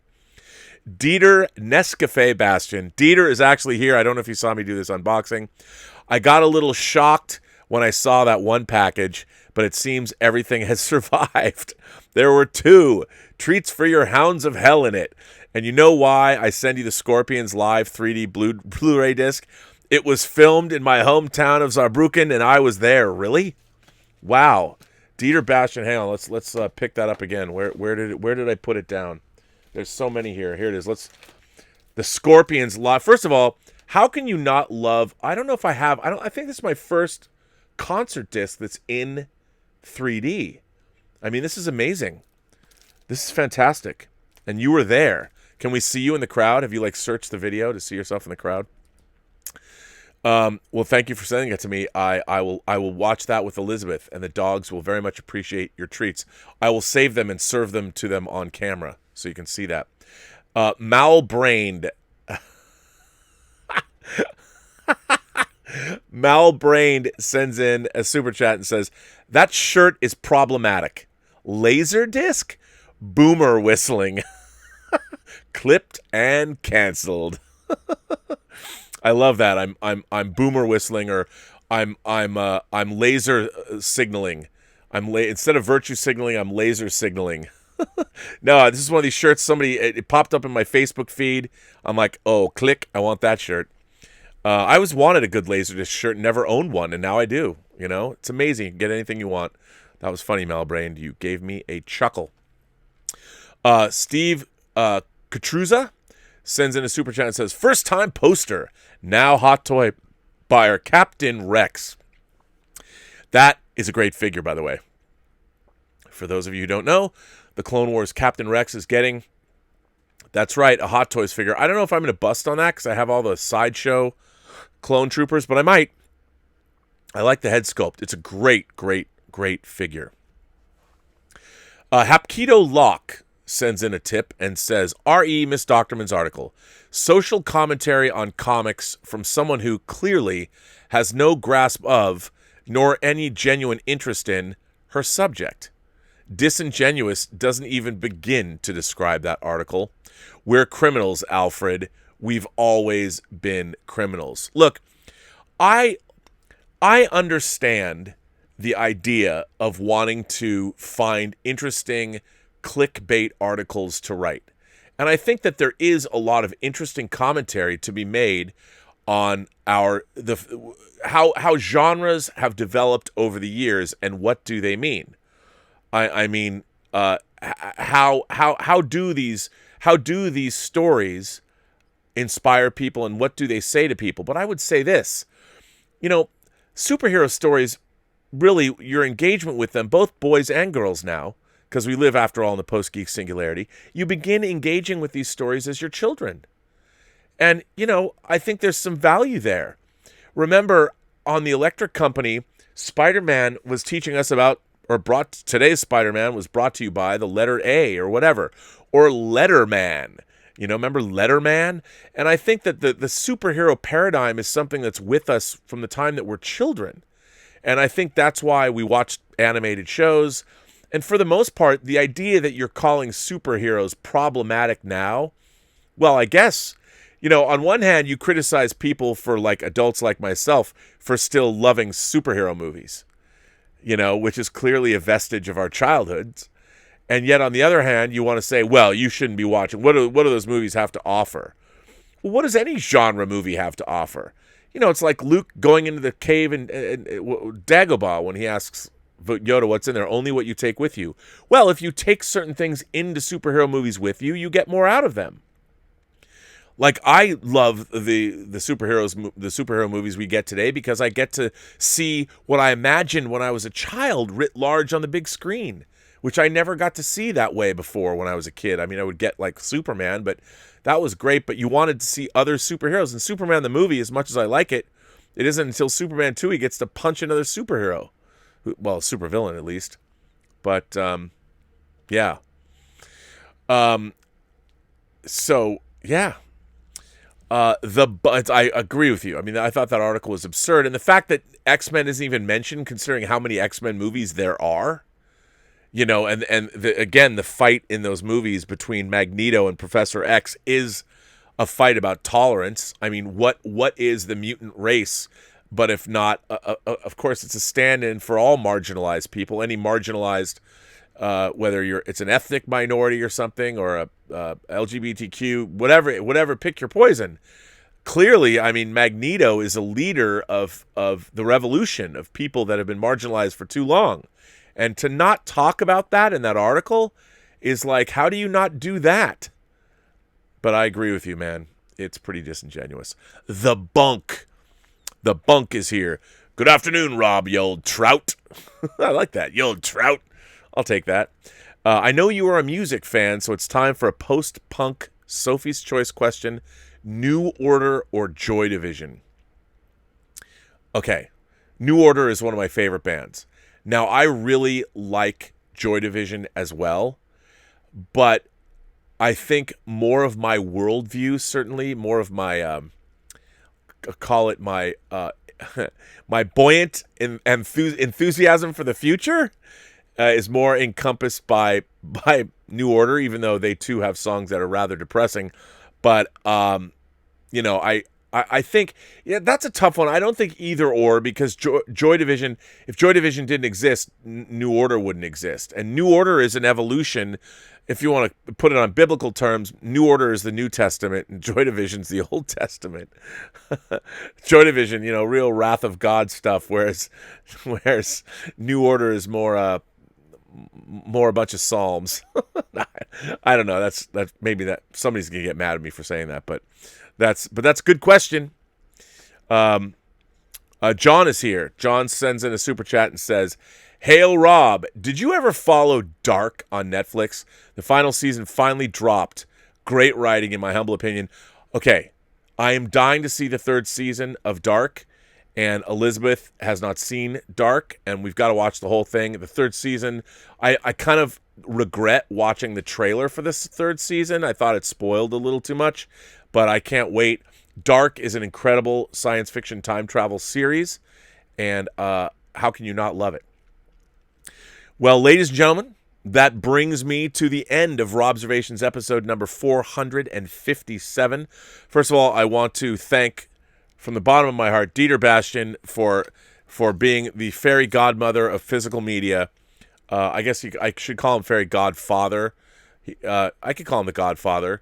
He's just the angel from Deutschland. He's like the angels in Wim Wenders' Wings of Desire and Far Away So Close, except I can't see him.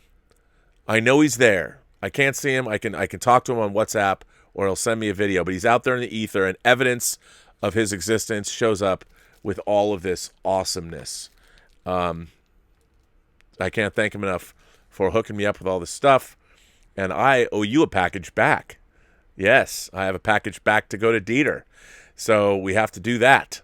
And very, very exciting times, sir. Very exciting times. So thank you. I also want to thank all of you who generously support this channel in any way, whether you're sending tips or super chats. Thank you very much. But also, I love that you write me letters.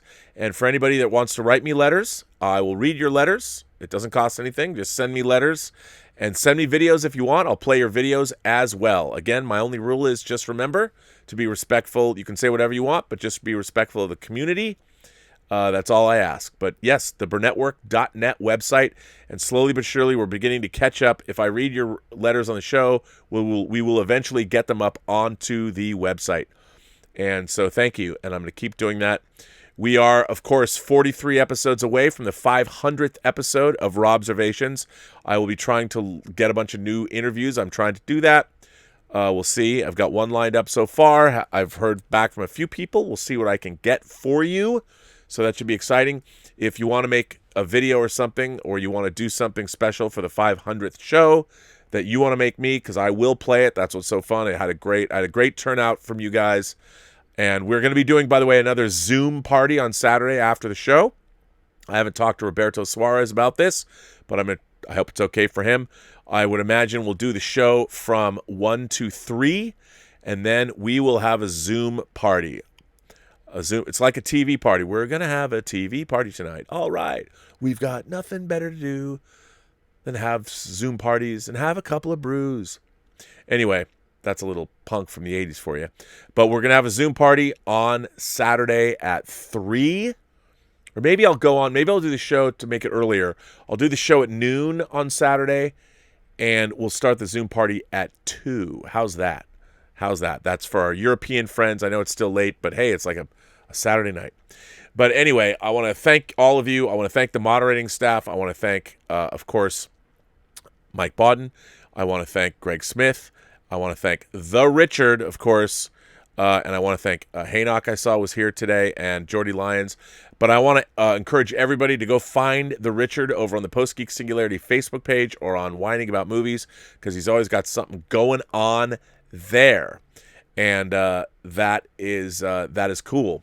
So he always is showing certain things. And tonight, Whining About Movies brings you Back to the Future. At 7 o'clock, we'll be talking about Robert Zemeckis'... has anyone seen Back to the Future? Well, we'll be talking about it tonight.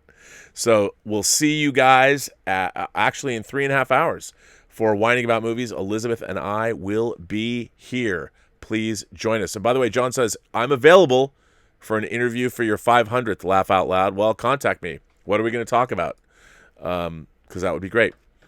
Now remember, every person you meet has a story to tell that you have yet to hear. All you have to do is listen. And with that, I say to all of you, have a better day, or at least have a better day until 7 o'clock, and join us back here for Whining About Movies for Back to the Future. And yeah, that's what I have to say. Have a better day.